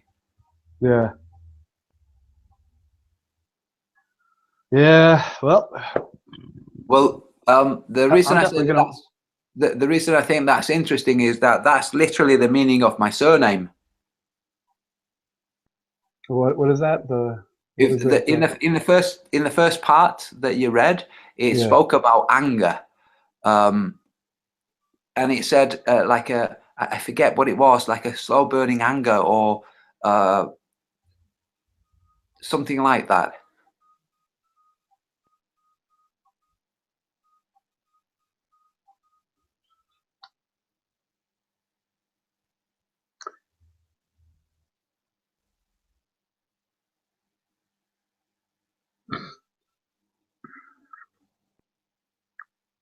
It was towards the end of the first description, the first of the two. By covering our wounds with armor, we are preventing them from being healed. No, it was before, it was before that. An explosive temper or a smoldering rage often masks. Smoldering rage. Okay, my name literally means sub-irate. When somebody is irate, they are livid. Yeah, you're being irate. Yeah. So that's the actual meaning of my surname is sub-irate. So just under the point of being irate. And I just think that's kind of cool. Yeah, it is. Because I can definitely, if I think about all the wrong in the world, yeah, definitely, that's it. But how much of that is auto-suggestion? Like I said, it's always on. How did that fit your there were elements that fit, that fit, but without discussing what it was that I was talking about. Well, no, I would never never disclose to have a person disclose what it was before. That's just stupid. Not, you know, when I said I think this is one of those I Ching things where it will just consolidate on its own. Now, now I'm hearing. Well, now my mind is saying, "Oh, there you go. That's what this was saying." It's like, "Oh, dude, it's so simple." Yeah, it's very simple. Yeah, me too. I'm actually I'm going to use that because I sometimes have an explosive temper and a smoldering rage that often masks a deep feeling of pain. So it's probably It was well with the ladies. I am so angry because I'm hurt. Well, it says if its description seems to fit you, it's time to stop fighting. I mean, I really don't fight too much, but fuck it. I what's it called? I surrender. I wave the white flag.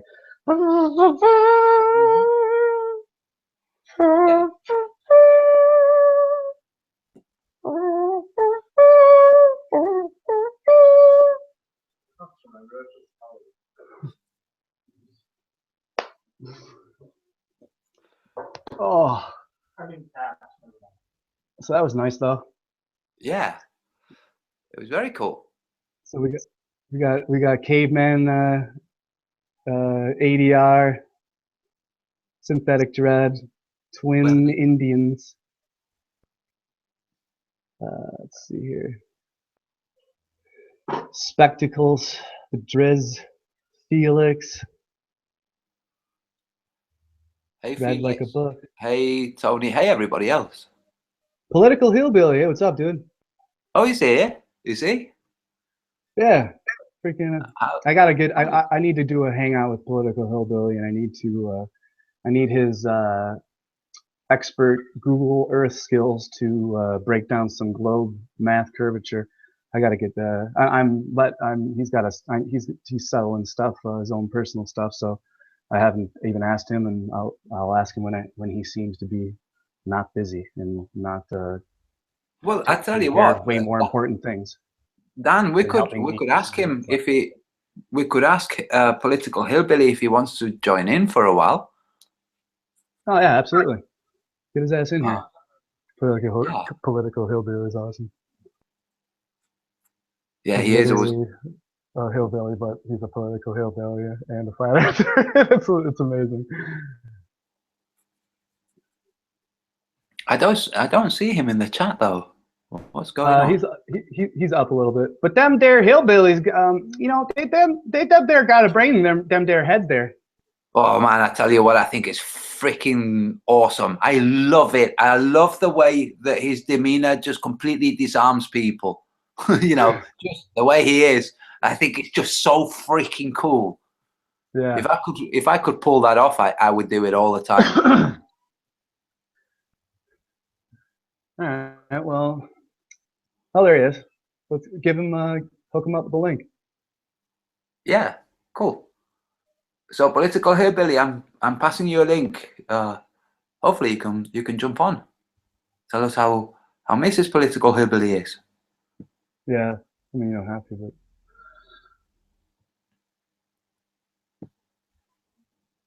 I like it.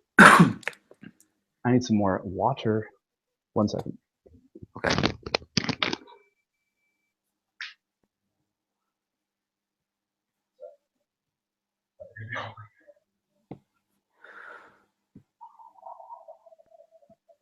And there you go, Political Hillbilly. Just passed it to you on Skype.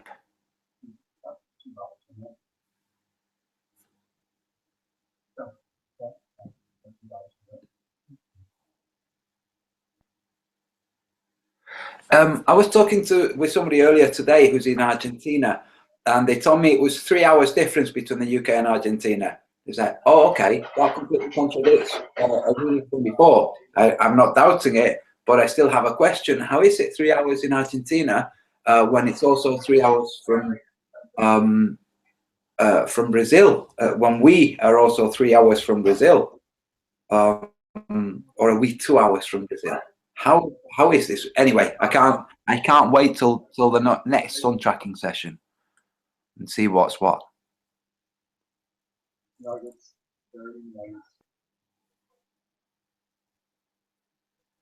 More Antonio lies. Cathexis tube.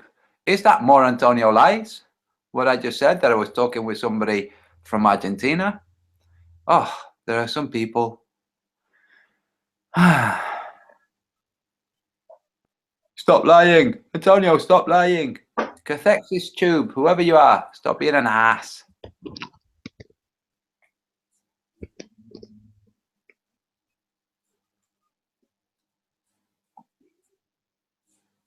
No, I know. That's what I'm saying. Cathexis tube. No, whoever that is. Some fake Cathexis. Yeah, Cathexis, you're a mod. Cathexis, you're a mod. We know it's not you, you dumbass. Yeah, yeah, no. Yeah, we have people who just you lie about everything. Hey, no, actually this hangout's called lying is not human nature. It is taught or learned. You obviously haven't been listening. Yeah, no, it's a globe link. The Cathexis tube. No, I know who he is. He shows up sometimes. Yeah, it's just a globe link. You lie about everything. Everyone just look at him and just appreciate the troll and let him be. Just throw him a bone every now and then. You know, come on, throw me a freaking bone here. I mean, come on. Yeah, these people, they're so absolutist. You know, I'm going to say something now. I'm sitting on my sofa. Now he just said, you lie about everything. Okay, was that a lie? Play political video. Play political hillbilly video where the earth never stopped moving. What are you talking about? Antonio is a witch, does spells on your brains. Caveman. What? You can't be serious. What? Does spells on our brains? Oh.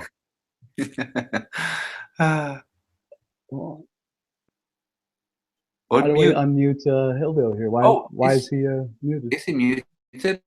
Oh, it's because he's no camera, no mic. Remember? Fuck, man. Now how the hell do I go to political hillbilly? Oh, I know what to do. Go to Google Hangout, hover over political hillbilly, hit the down arrow, and unmute him. Hillbilly, this was set up. Originally, we were going to play a joke. We set it up so that camera and audio wouldn't play automatically, but it failed because we messed up. Okay, so Just go to political. Can you see his icon next to mine on the hand? yeah, but it won't let me unmute him. It's the muted is gray. Okay, so when you hit the down arrow, what happens? It gives me an option, but it won't let me unmute him. Oh, right. Okay, it might have been because you had to come back in. What the heck? That's crazy. So, but I went to the control room, and he's right there. But it says that you're muted, actually. Yeah, I'm not muted. Like, oh, okay. So I don't understand. How the fuck is? Do you still have a camera, Dan? Yeah. Yeah. Go there and change those. Oh no, I did. I already changed that already. Let's see here. Hold on. We got there's an AIM message here. AIM message. You have to let me unmute. Okay, so. Oh. How do I do that? I'm private chatting with Political Hillbilly. So I think maybe Political Hillbilly, when he's ready, he will unmute himself. I don't know. Like, how do I make him? Here, I gotta like make him the mod or something like that. Show in broadcast. That's it. Now he's showing in broadcast. Now maybe you can unmute him. Try it. God damn it, don't make me go full-blown hillbilly on your ass. There he is. Sheesh, man, that was weird. No, I knew what you guys did there. When I couldn't present myself or unmute myself, I knew that you had your settings set up like that. Okay. Yeah. All right, well, nice to have you on, man. Freaking... No problem. I take it that's Sly Spartane and the chat there with the cathexis name. He's all is that him? Is that Sly Sparkane? Yeah, he's mad because I busted him because his earth stopped spinning in his video. He keeps on saying that he's got under one of his sock accounts, he was saying that he made a video showing where he didn't stop the earth. Well, I clicked the account that the guy last night from Jim Panda's Hangout that was saying that he made the video. There was no videos on his channel. There's only one video I've seen where somebody tried to say that the earth did or didn't stop spinning, but then they go on to admit it did stop spinning, but saying it's a compression issue on my end. If it's playing in YouTube and it stops spinning, if it plays in my download and stops spinning, plays in another person's download and stops spinning, then by all means, he stops spinning. That's how we start out in time. We go halfway through a 360-degree circumference, and at the greatest point of totality, we're still in time. But yet, by the time we complete the 360-degree circle, we're out of time on his playback of my video, where he claimed he was using my numbers. He's nothing more than a worthless shield.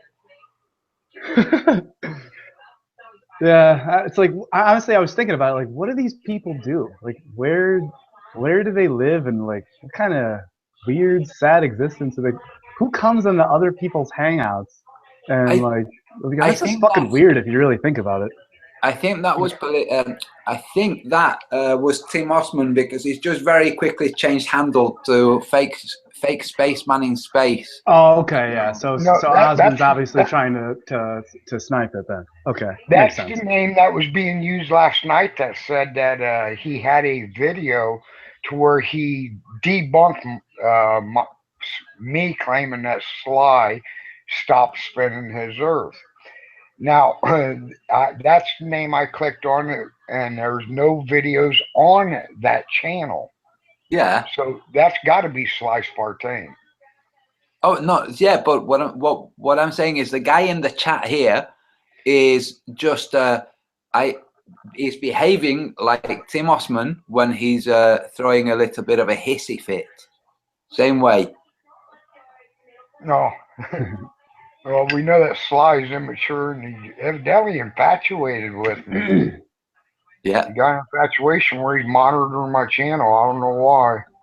Did you see Hillbilly? Did you see the hangout? That hangout with Gem Panda, where Negatorex is using, where I asked him to use Sly Sparkane's own video, and when he saw it wasn't going to work, that it was going to either prove my point, and if he continued, he was going to contradict Sly Sparkane. He dropped it. Yeah. Like, oh, come on, that's just. And then he thought he could get his message across by using paint, and you told him go ahead. And, well, no, Sly already did it. No, I'm not going to do it. It's because they can't. Dude, I'm waiting for a whiteboard. You know, have you seen Brian Mullen, who's got that big whiteboard where he describes the various different things? I want one of those so I can help illustrate all of this Selenilian eclipse business with them. Oh, dude, I've had my whiteboard for so long, and actually my mom said she was going to send it like 2 weeks ago. And I was using my whiteboard when I was first making videos freaking 3 years ago about MBA. Actually, I was making MBA videos before I did anything, and I actually I was like, you know, I'll do MBA videos to make myself more comfortable on camera, so then I can start talking about more pressing issues like this whole press down flat thing that we live on. Cool. Well, I'm waiting. I went to a couple of places to buy one, but they were A4 size, and I thought, no, I want a big one. I want it to demonstrate it calmly, clearly, and correctly. Oh, whiteboards are badass, dude. Yeah. Oh yeah. So how's Venus and Mars and the moon near the moon this evening?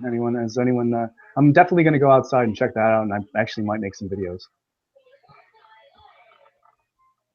You got P900? Yep, absolutely. Cool.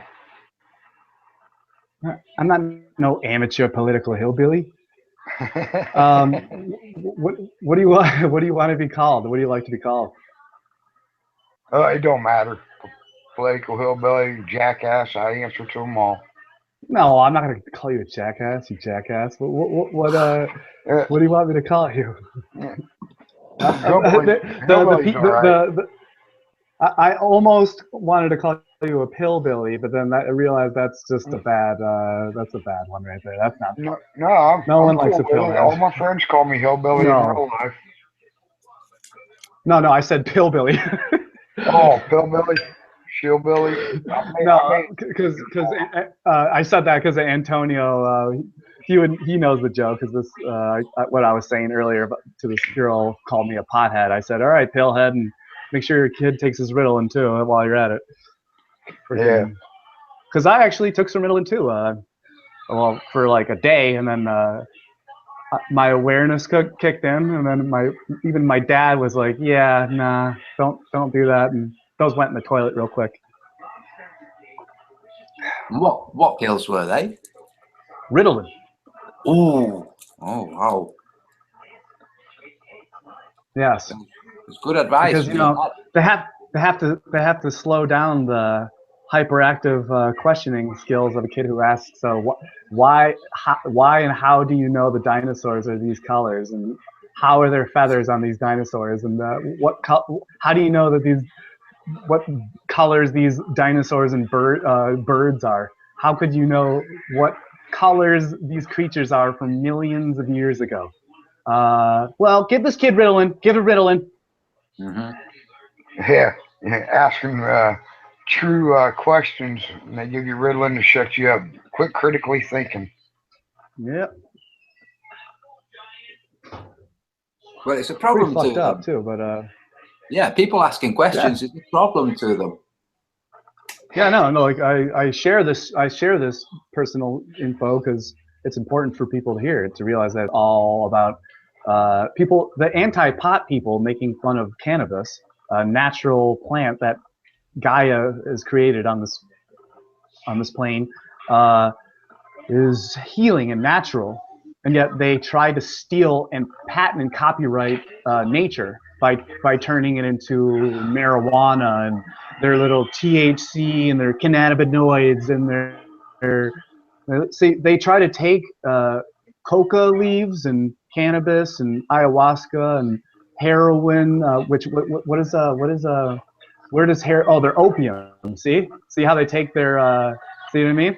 So they take a real plant and then they synthetically compose it and turn it into their chemical taxed stuff that they can use, and that's man's medicine. It's not nature. Nature has nothing to do with man. So they are patented. They just keep patenting nature, and they keep having patents for all their. So each plant they have a patent for. So opium is heroin, and then cannabis they turn into all these different types of THC and all different types of. There's a lot of that. There's a lot of different types of that. If you look into that. Shatter, which is a new thing where it's pure THC, which is 97%, and it's like a extracted oil of the and it's in. You ever see that shit? Is it like honey oil but dried? Yeah, it's like it's almost 99% THC. Yeah, that's awesome. So and that like, I did that once, and I was like. I smoke a lot, so when I did that with the dude I was with, who is an awesome radio talk show host and cannabis activist, and knows a lot of famous people like Cheech and Chong themselves, and Rob Van Dam and a lot of other people. But this guy, he gave me the shatter in one of those. That's 98% THC, and woo! I'm like. I was couch locked for a solid 10 minutes. I was sweating. I'm like, woo! I'm like, oh boy. And so if you're an amateur, if you don't smoke, you're literally gonna be like, you're like probably not gonna have a good time. But yeah, so I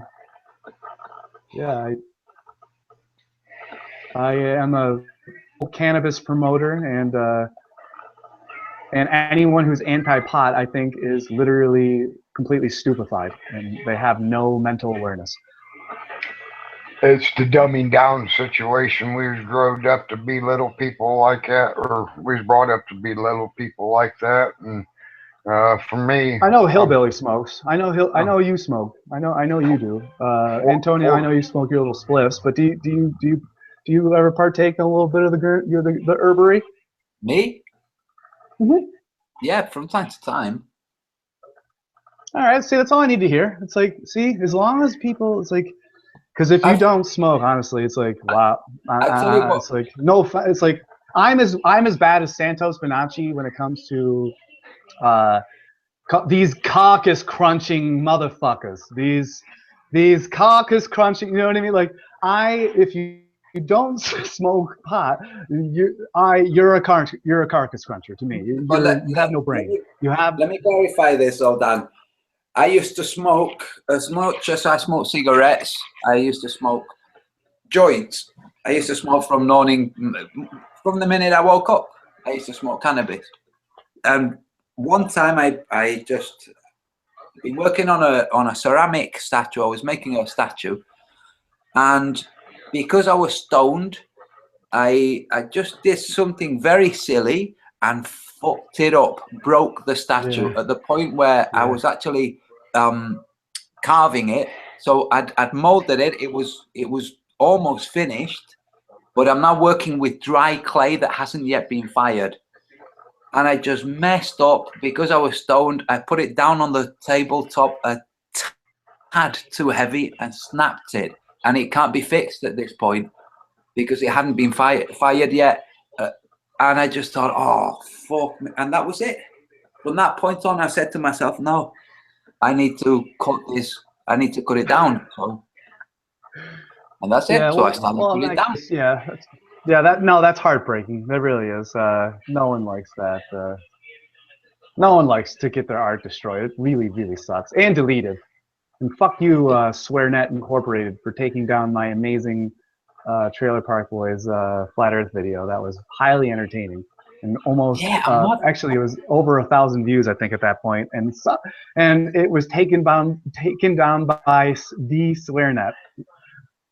Like literally, Trailer Park Boys is their production company. They created their own because of the censorship, the real life censorship that happened from them creating the first 7 seasons of Trailer Park Boys, and then they went to Netflix, and so they changed to Netflix because of the censorship issues, and then Netflix themselves were censoring them, and I think that they created SwearNet Productions, and that's a real company, and that's a real production company now.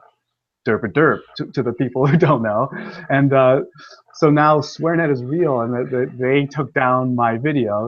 It was I go, well, I was thinking, was it really them? And I go to it took me like 10 minutes to find the person who took down my video. I was like, who the hell? I was trying to find it for like at least 10-15 minutes, and finally I figured it out.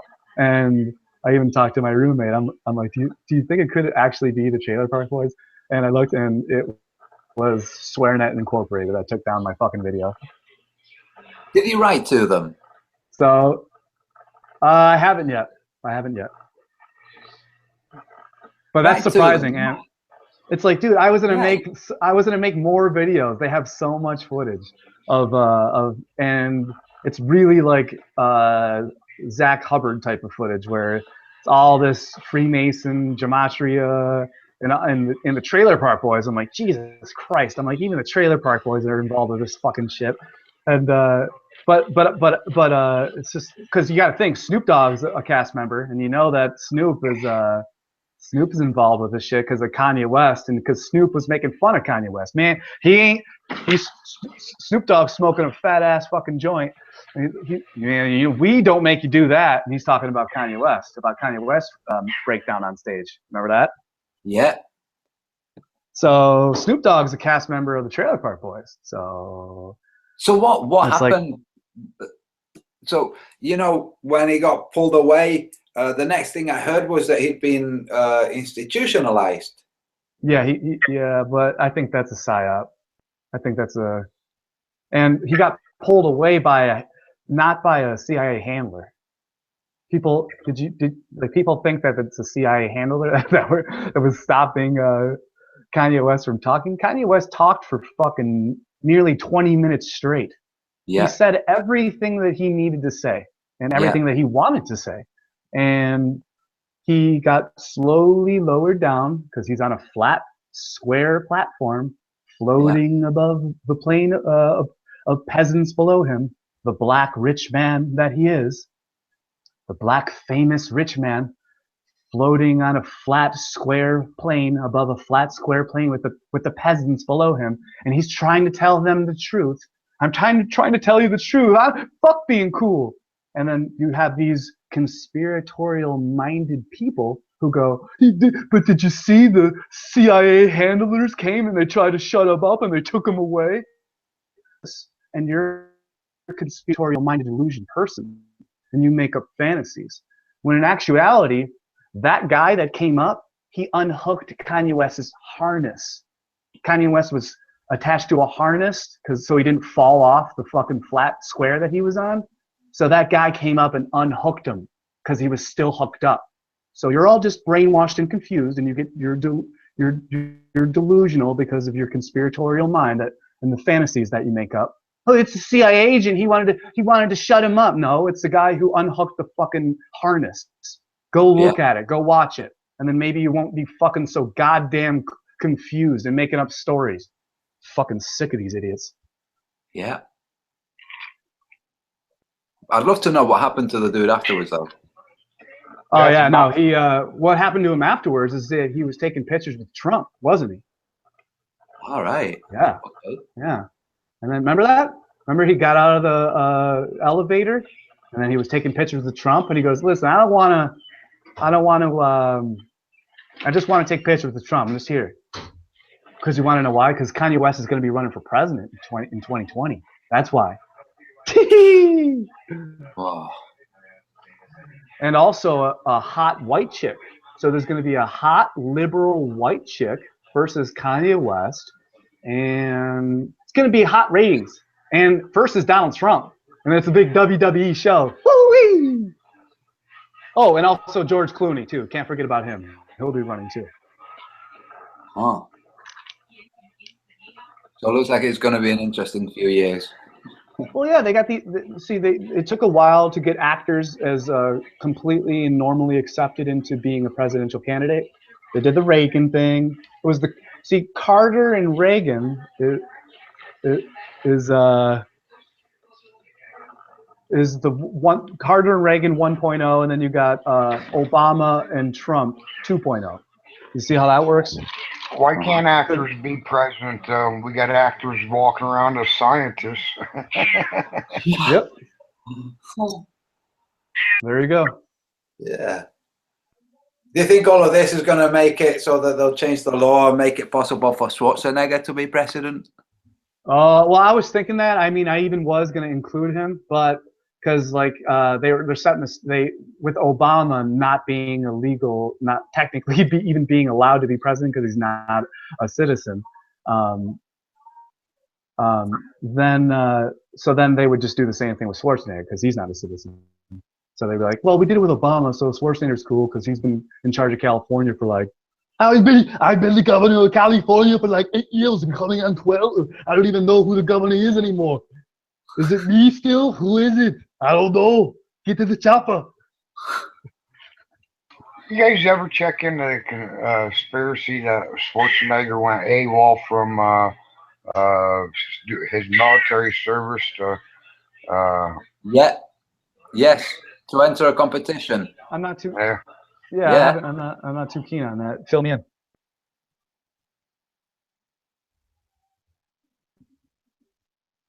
Hillbilly?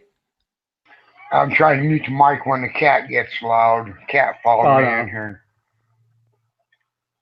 So yeah.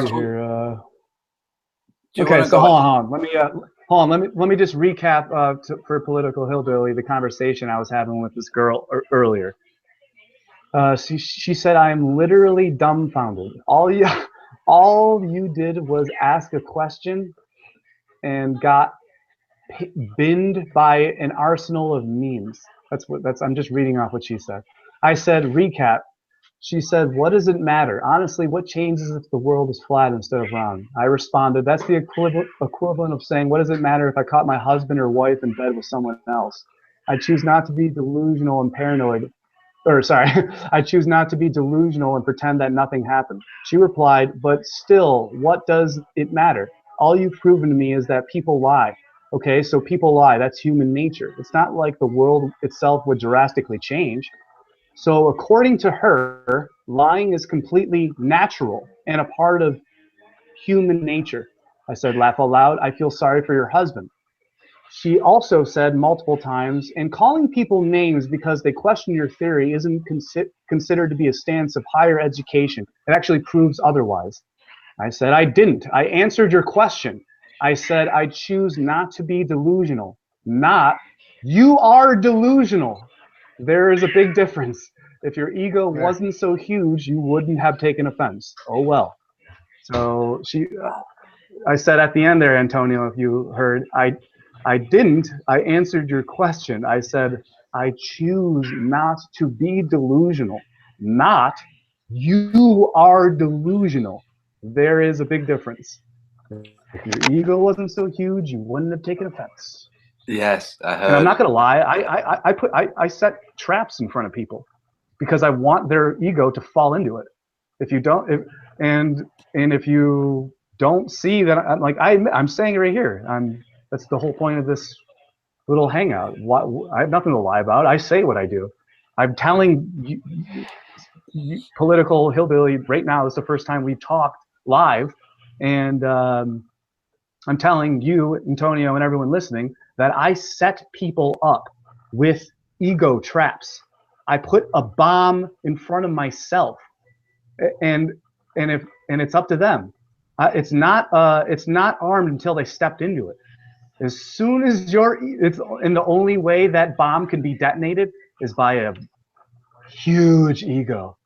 Little egos don't detonate. The little tiny egos can walk around the bombs. I surround myself with bombs, and little egos can find their ways around my bombs. But the big egos, oh, you got no chance. You got no chance against me. None. Because your ego, with the trap that I set up around me, you can't help it. Your huge ego you fall into my trap that I set for you. If you had a little ego, there's nothing wrong. There's nothing wrong with it. There's nothing. I have a big ego, and you can trap me. Trap me in my huge ego.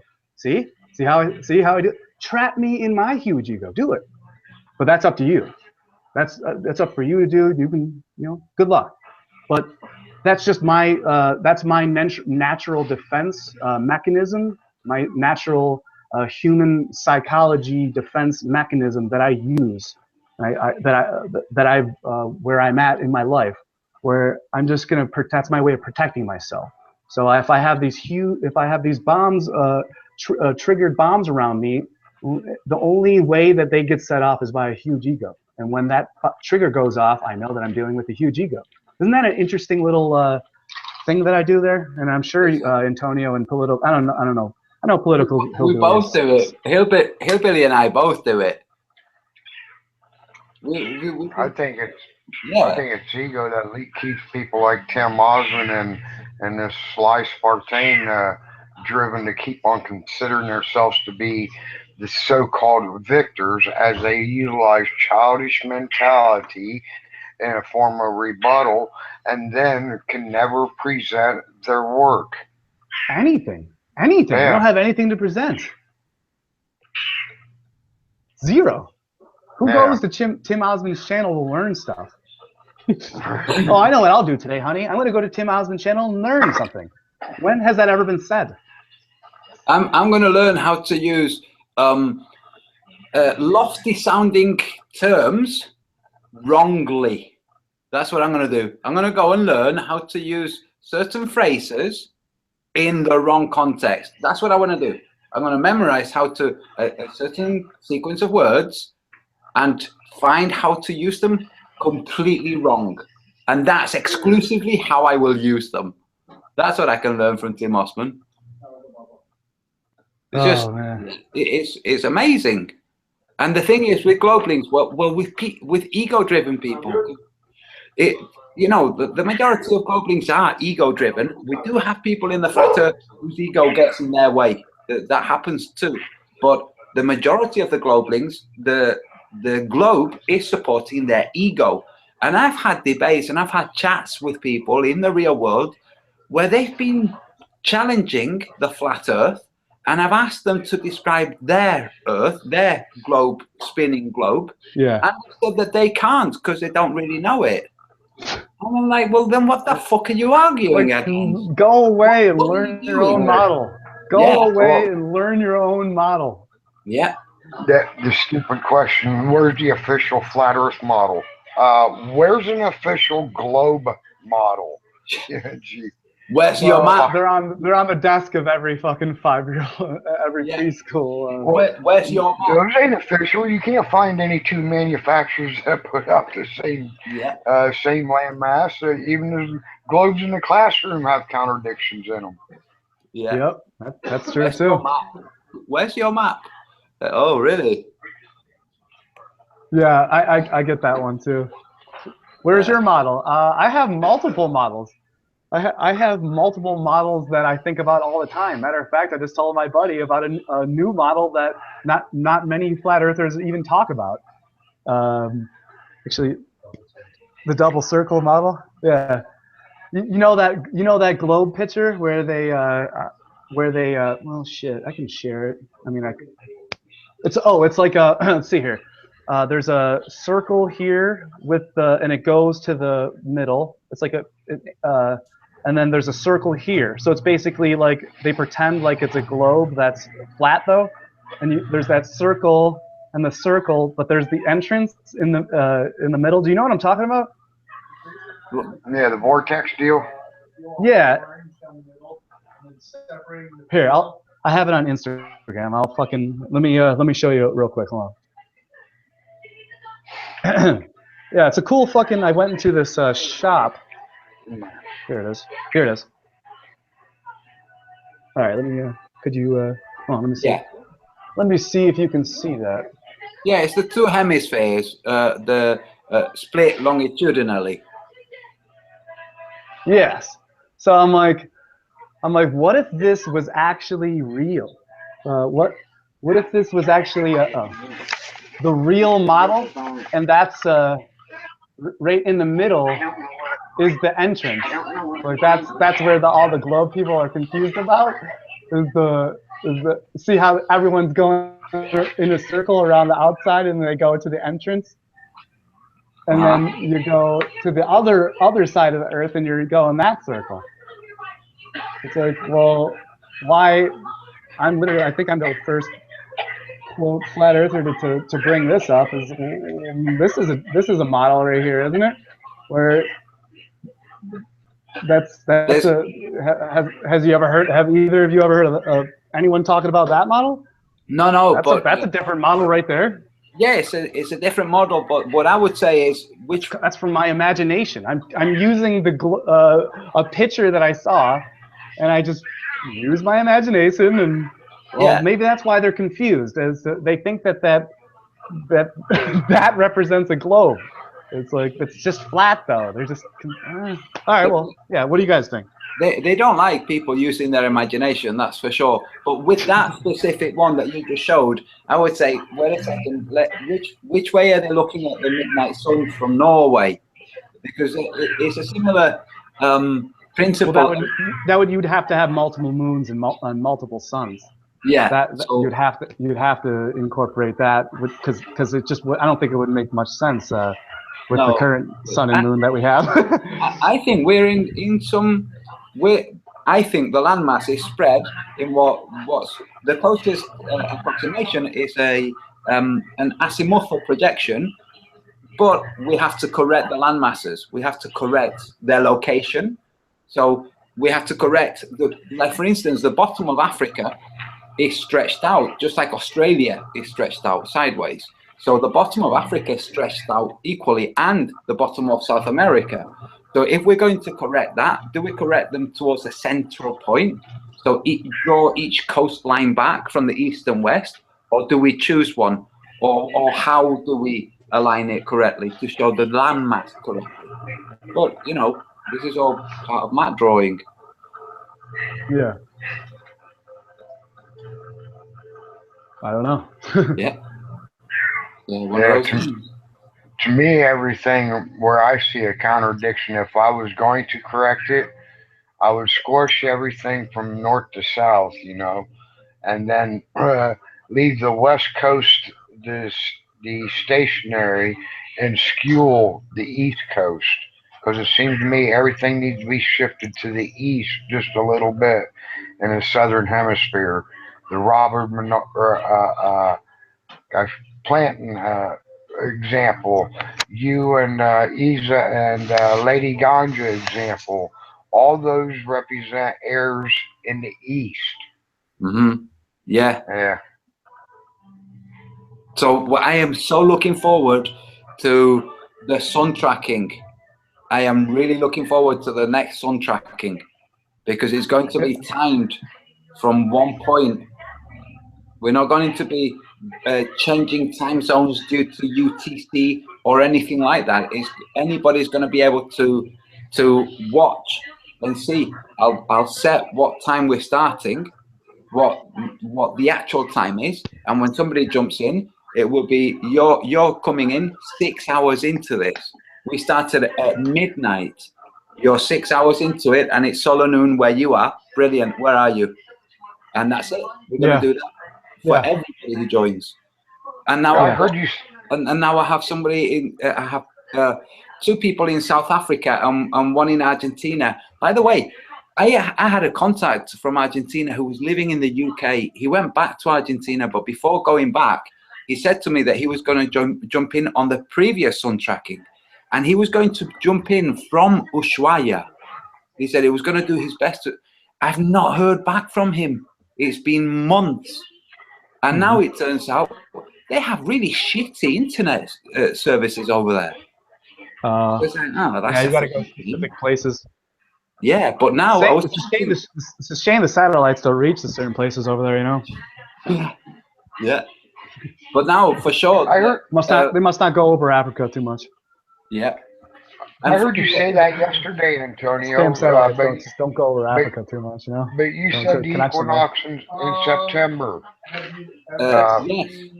Why not the spring equinox? That's what I'm going to do. Yesterday when you said it, you said September 21st and 22nd. That's the no. I was saying that's when we did it. Oh, okay. Yeah, no. The next one is March, and the following one will be the solstice. So, and then the one afterwards will be September, and the one after March 21st. Yeah, March 21st, and then June, and then September, and then December, and then March, because we're going to get more readings or readings from different places. And I want to draw the freaking map. I want to have the map correct. I don't want to be leaving things to guess. So, yeah, I'm looking. I'm definitely going to be. I'm gonna be. I'll do my part in that. Absolutely. Cool. And now we have somebody who's definitely got. He's a teacher as well. This guy is in Argentina. He's going to jump in, and he's been discussing the flat Earth with some of his students. So they might even make a day of it, you know. So he's going to jump in with his solar noon from Buenos Aires, and I have somebody else who's in South Africa, and she's going to jump in from South Africa. So that's freaking cool. There's Kofo in Zealand. We have a Shell Glow who's in Australia. So we've got the South covered now, and that would be cool. There was also a guy in the Globebusters chat. There was a guy from Chile as well, but he didn't. I was trying to contact him, but I slipped by. I think I'm going to offer $10,000 to $20,000. I'm going to make a reaching out. What am I calling out? Reaching out videos. I'm going to do a reaching out to Jim Carrey. And I'm going to offer him $10,000 to $20,000. And I'm going to offer him $10,000 to $20,000 to do, for me and him to connect in his art studio, just chill together, and so I can write the script to the Truman Show too, and his life outside of the dome. Oh, dude, if I were you, Dan, if I were you, I would not approach him with any money, because the guy he's switched on. Okay, if you approach him from a human level, I think he's more likely to respond to you. Like, really. But he has to realize that I'm literally. I think that he already knows. He should already know that, and that I'm literally just offering him my life savings, pretty much. Well, that's what I would say. I would say I'm offering you my life savings. Just don't say a number. Okay, I'm offering you, and my life savings is literally, I will give you $20,000 cash if you accept this. And I know you're beyond rich, but I'm just showing you that I'm serious, and that I literally just want you and I to write this script out together, because this is going to be, I know you know shit, and I know that you have a lot of stuff that you need to get out. So now is the time to make a Truman Show too, because what other better time do we have? This fucked up world needs some comedy and some entertainment and education. So what better way from Jim Carrey himself and bringing back the fucking Truman Show, which is a flat Earth movie, obviously, and because it's obviously it's obviously is. It has a whole model in it. Don't explore. Actually, I was gonna make a video. I was gonna take all of the clips together from the Truman Show and make it into a 10 to 15 minute video, but I can't, because it's gonna be copyright, because there's too much globalism, anti-globalism, globalism. There's so many references to. There's so many globes and different shapes of globes, and there's so much shit in there. You reach the dome when at the end of the movie when he goes to the ship and he reaches the wall, and then he exit the fucking dome, and there's a whole fucking world outside that they're fucking hiding. It's this fucking Truman Show. It is. Yeah, so this life is a goddamn Truman Show. I'm gonna pour another drink, and I'll be back in a minute.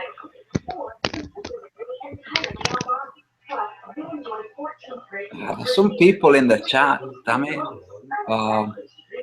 It looks like somebody's hassling Felix. I don't know. Okay, well, listen, guys, the people in chat, if you're being civil and all right with each other, fine. If not, I'm watching and I'm just going to boot you, dude.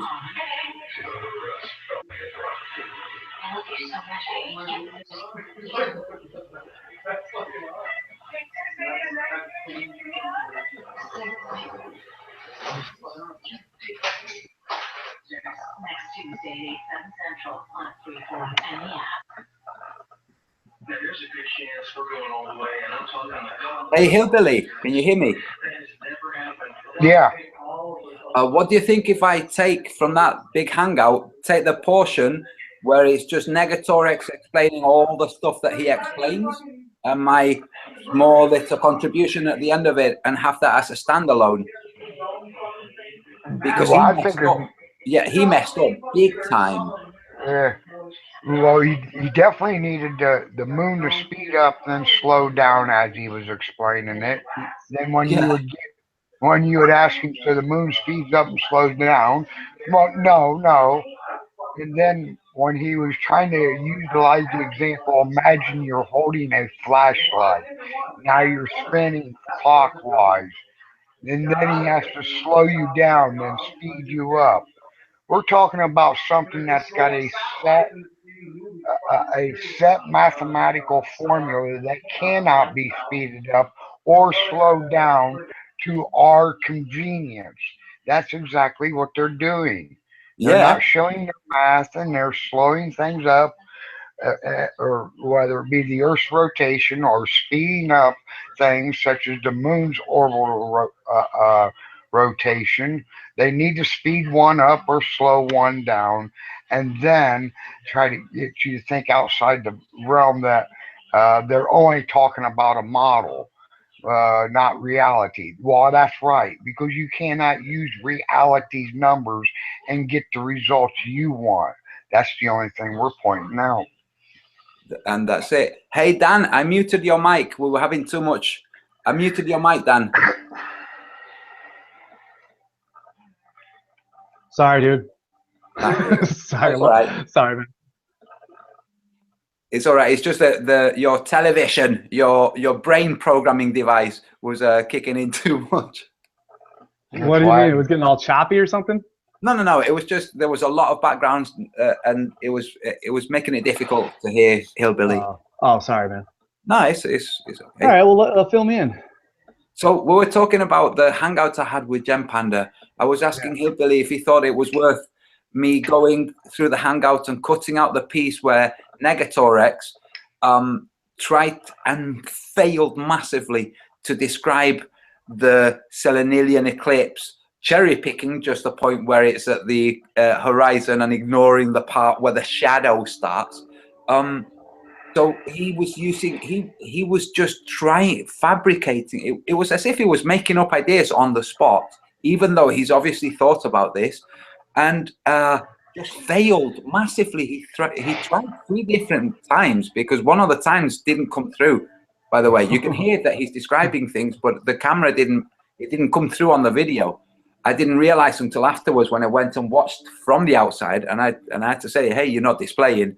But if I take that part and make it standalone, just Negatorex embarrassing himself by messing up massively and saying, well, if I'm trying to explain it in a way that you can understand it. No. You're trying to hoodwink people with your explanation, and I'm pulling you up on it, you know.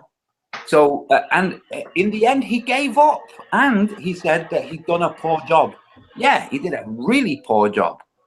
So maybe I was asking Political Hillbilly if it was worth my time going through and cutting that piece out and uploading that as a standalone, much shorter version than the 5-hour-long freaking hangout. Now, Antonio, will you be fighting with Gem Panda? Is this considered fighting? No. Jem Panda was fine, even though he did cover for Negatorex. And said, no, it was me that decided to move on. He said, yeah, I know it's you, because you saw that he was fucking up. That's what. You know, but it was Negatorex himself, the condescending obfuscator. But yeah. Well, it's probably worth it. I'd say it's probably worth it. I mean, I have a lot of videos I need to catch up on, including both of yours. But I mean, seriously, I gotta watch Bill Nye versus fucking Jake Gibson. Yeah. I gotta watch Flat Earth Truth Does Not Fear Investigation. I still have to finish Eric Dubé's Big Bang Evolution is a Masonic Lie Hiding Intelligent Design. It was funny when Math Powerland came out with the history of the flat Earth, and then Eric Dubé came out with the history, his own history of the flat Earth a couple of days later. Powerland was all pissed off about it. Yeah. I think that shit's hilarious. So I watched his Powerland's history of the flat Earth, and I still have to watch Eric Dubé's history of flat Earth. It's like, dude, honestly, I think Dubé and Powerland are just trolling everyone. I'm pretty sure they still are in communication with one another. If they're not, they're both fucking assholes. It's like, no. Do you know what I would say, Dan? I would say it's the same synchronicity that we've all experienced, because Dubé putting out a video only a day or two after Powerland has put one out. You don't have that much time. You know, in 2 days, you can't put all of that together, edit it, and put it up. Which means, you know, they were working on them concurrently. You know, they were working on them at the same time. If anything, Dubé might have been working on his for a week, whilst Matt Powerland worked on it just on the spot. You know, so. There's so many levels I can go into. Like, they're each put out the videos at the same time and then pretended to be in a fight. It's like literally WWE in politics, like Hillary and Donald Trump pretending to be enemies. And I said this in some of my earliest videos. You go back and watch like talking about the fighting between the flat Earth leaders and shit. I have a video. It's called like explaining the fighting between like Dubé and Powerland and the other flat Earth video leaders, and it's like I seen videos where they're talking on Skype and they're friends, and they're both in a group that I have. So it's like, if I'm like, they how do they not still talk? Like, you guys got to bury that hatchet. You guys got to bury that hatchet. That's bullshit. Like, just like it would. Maybe you guys think it would be better to pretend that you're not friends and cause this like big rift thing and generate more fans and viewers that way. But like, it would generate more fans and viewers if you both worked on the same team together. That's like this expedition that Powerland has in mind. I want to propose it to Jim Carrey. I'll be like, yo, I'm going to offer you my life savings. Powerland's got this idea, this expedition of, I'm sure you've heard of Powerland's expedition idea, right? Yeah, of course. So why don't we get the smartest, most intelligent, aware, conscious celebrities, mix it in with, then like just make it a show, make it into either a real life show or a real life movie.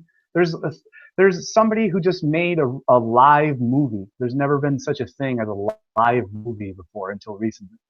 Now it's about to exist, or it has already been made. Have you ever heard of that? A live movie? No. Like there's all types of new things being fucking made. I had an idea years ago called, and I'm pretty sure it's one of my videos, is the United Nations should be a reality television show. Like, literally, there should be at least 360 cameras in the United Nations building, and there should be at least one camera representing each country. And there should be a reality television show like, all right, what's this country doing? What's this country doing? How are these countries doing? How are they talking? What are they communicating about? What are their plans? How are they moving forward?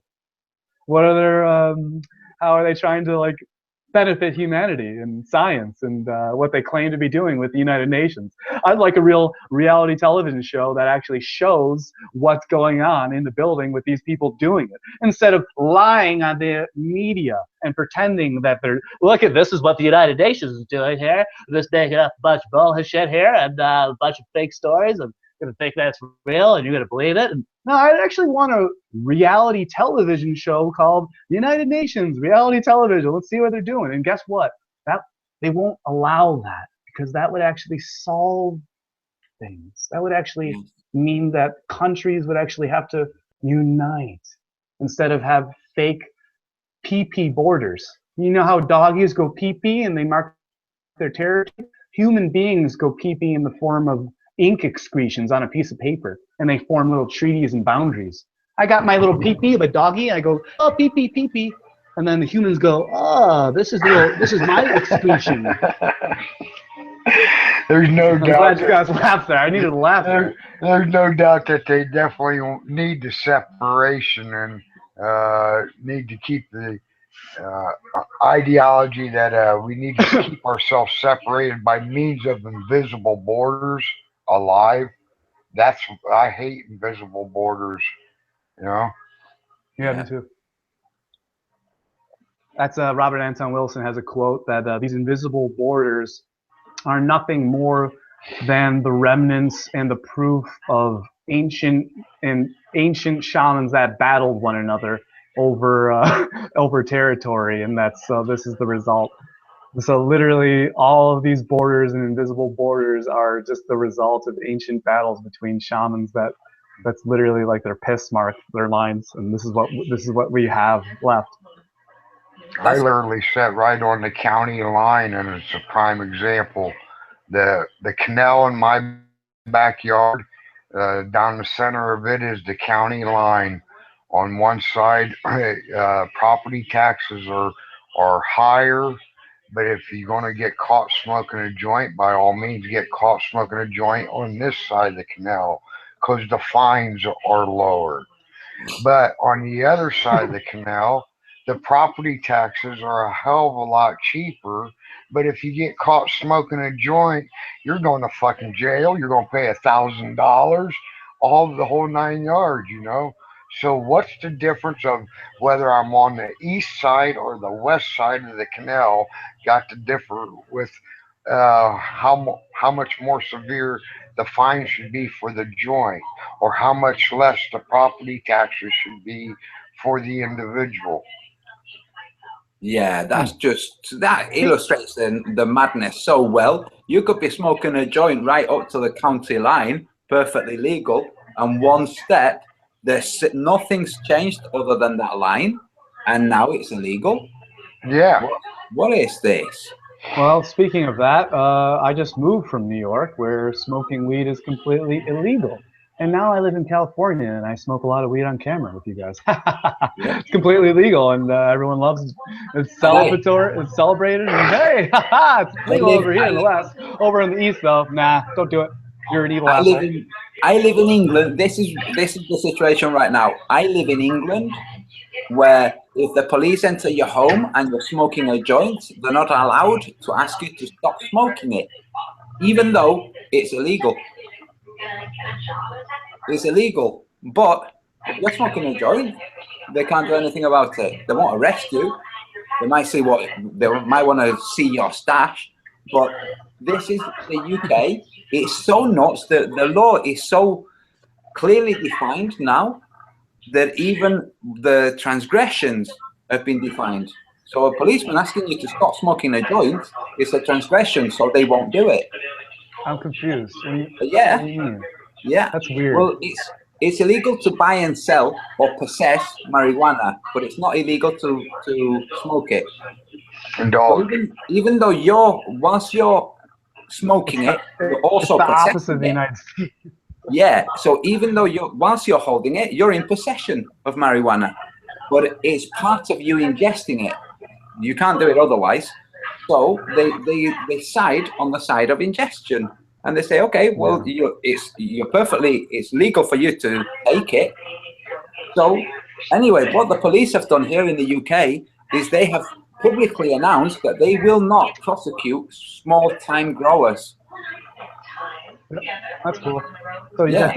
you're allowed to grow 6 plants? No, you're allowed to grow whatever's reasonable, you know. They haven't given a number. What they've said is they will no longer be prosecuting small-time growers. They haven't said what small-time is.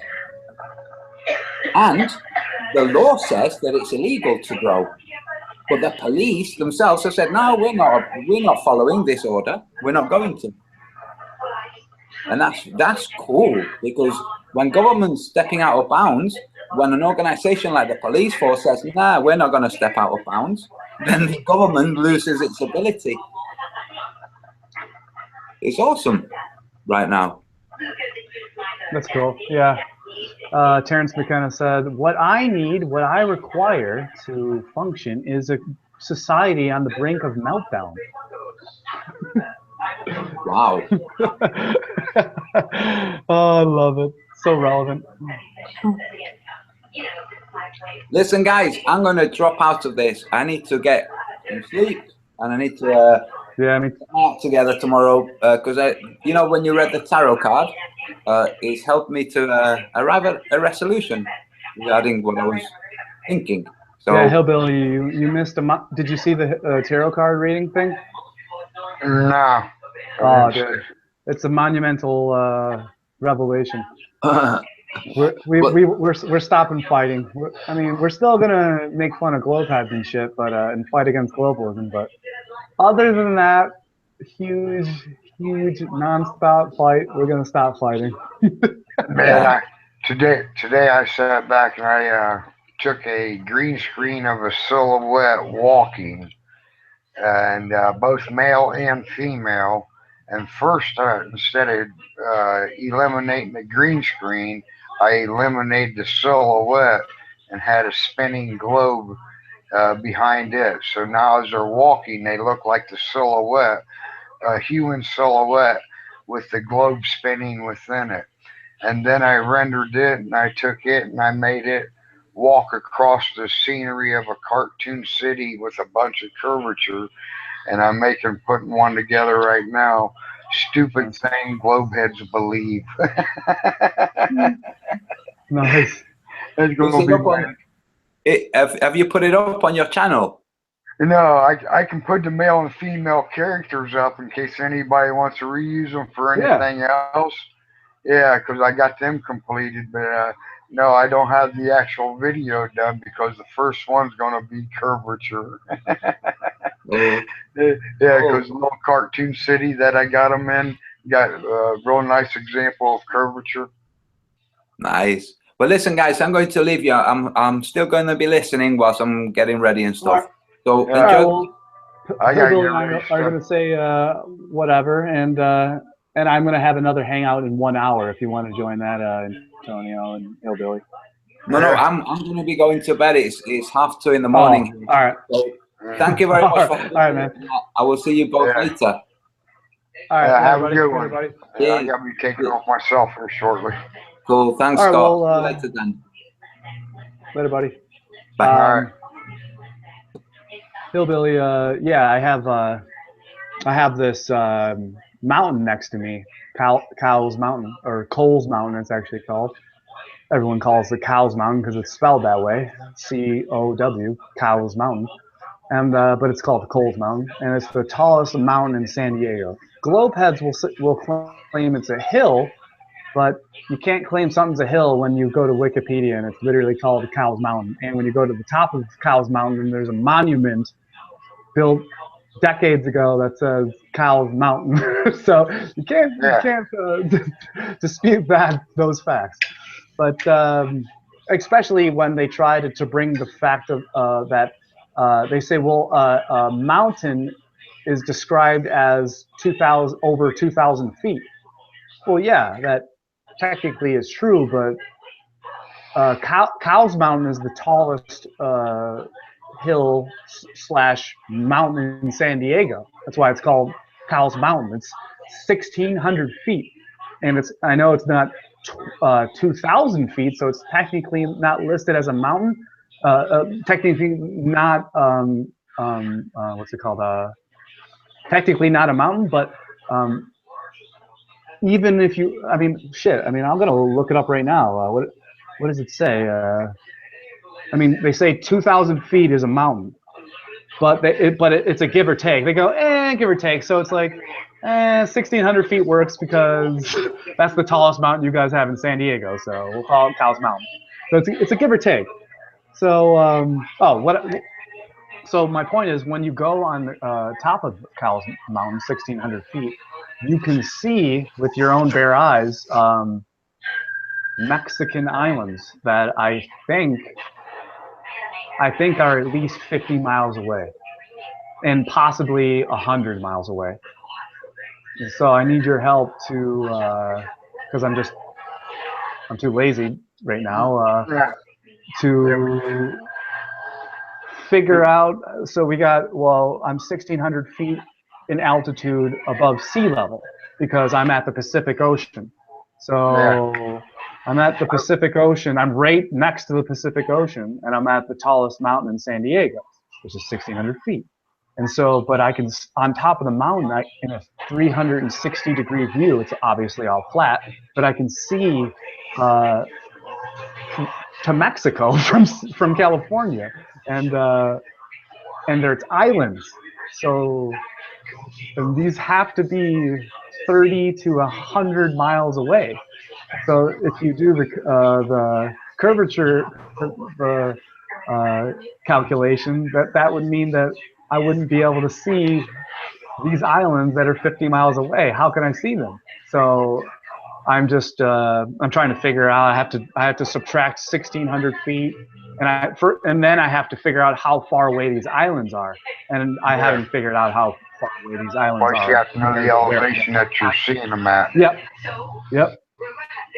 Exactly. You're seeing the whole island. So, but then there's I've seen your videos, and you're always on Google Earth. What's up? But then you always have to extract atmospheric refraction too, though, when you're trying to figure out how much of the island are you actually seeing, or what elevation you are at. So there's a lot of questions that does come into play. Yeah, there is a lot of variables, and the P900 is weird because it is an amazing camera, and it works really well, but the atmospheric blocking and density, it definitely fucks up the camera. It definitely it doesn't like it just creates illusions, mirages, so to speak.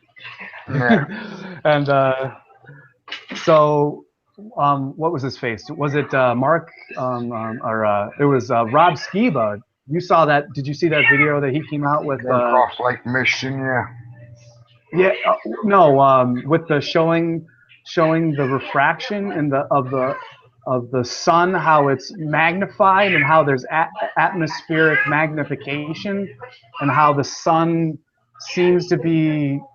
Oh, is that not new? What I seen this week? It's going away from us. Did you see that? No, I meant to go watch it. It's a new one. Yeah, I remember seeing it. How the sun works. Yeah, it's only like this perspective in the sun and the vanishing point, and it's only like 14-15 minutes, but damn, it's one of the best videos I've seen in this past year.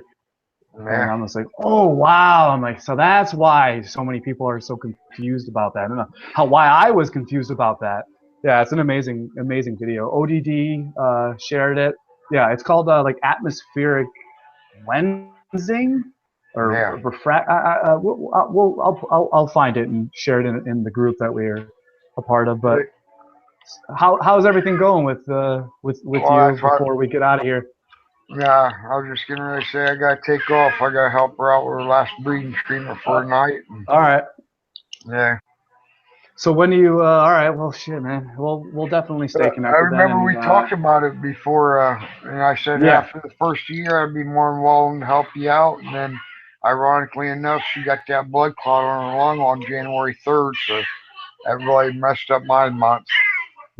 Yeah, and that's why I haven't even asked you, because I know you got more pressing issues, and I totally respect that. And got lucky. It went to her lung and not her heart or her brain, so it got lucky. Awesome. That's awesome. That's good. That's good news. Yeah. Well, All right. thank you for sharing that, man. And freaking, we'll talk soon. And I'm gonna start another hangout in an hour. I'm gonna just be watching the Lakers game and making fun of globalism commercials and shit where they show the globe. So thank you it was a pleasure talking to you, Hillbilly. We'll talk again soon. And thank you, Antonio. Thank you to the listeners. And I'll see you all again soon. Yeah, thank you. Later, bro. Later, Hillbilly.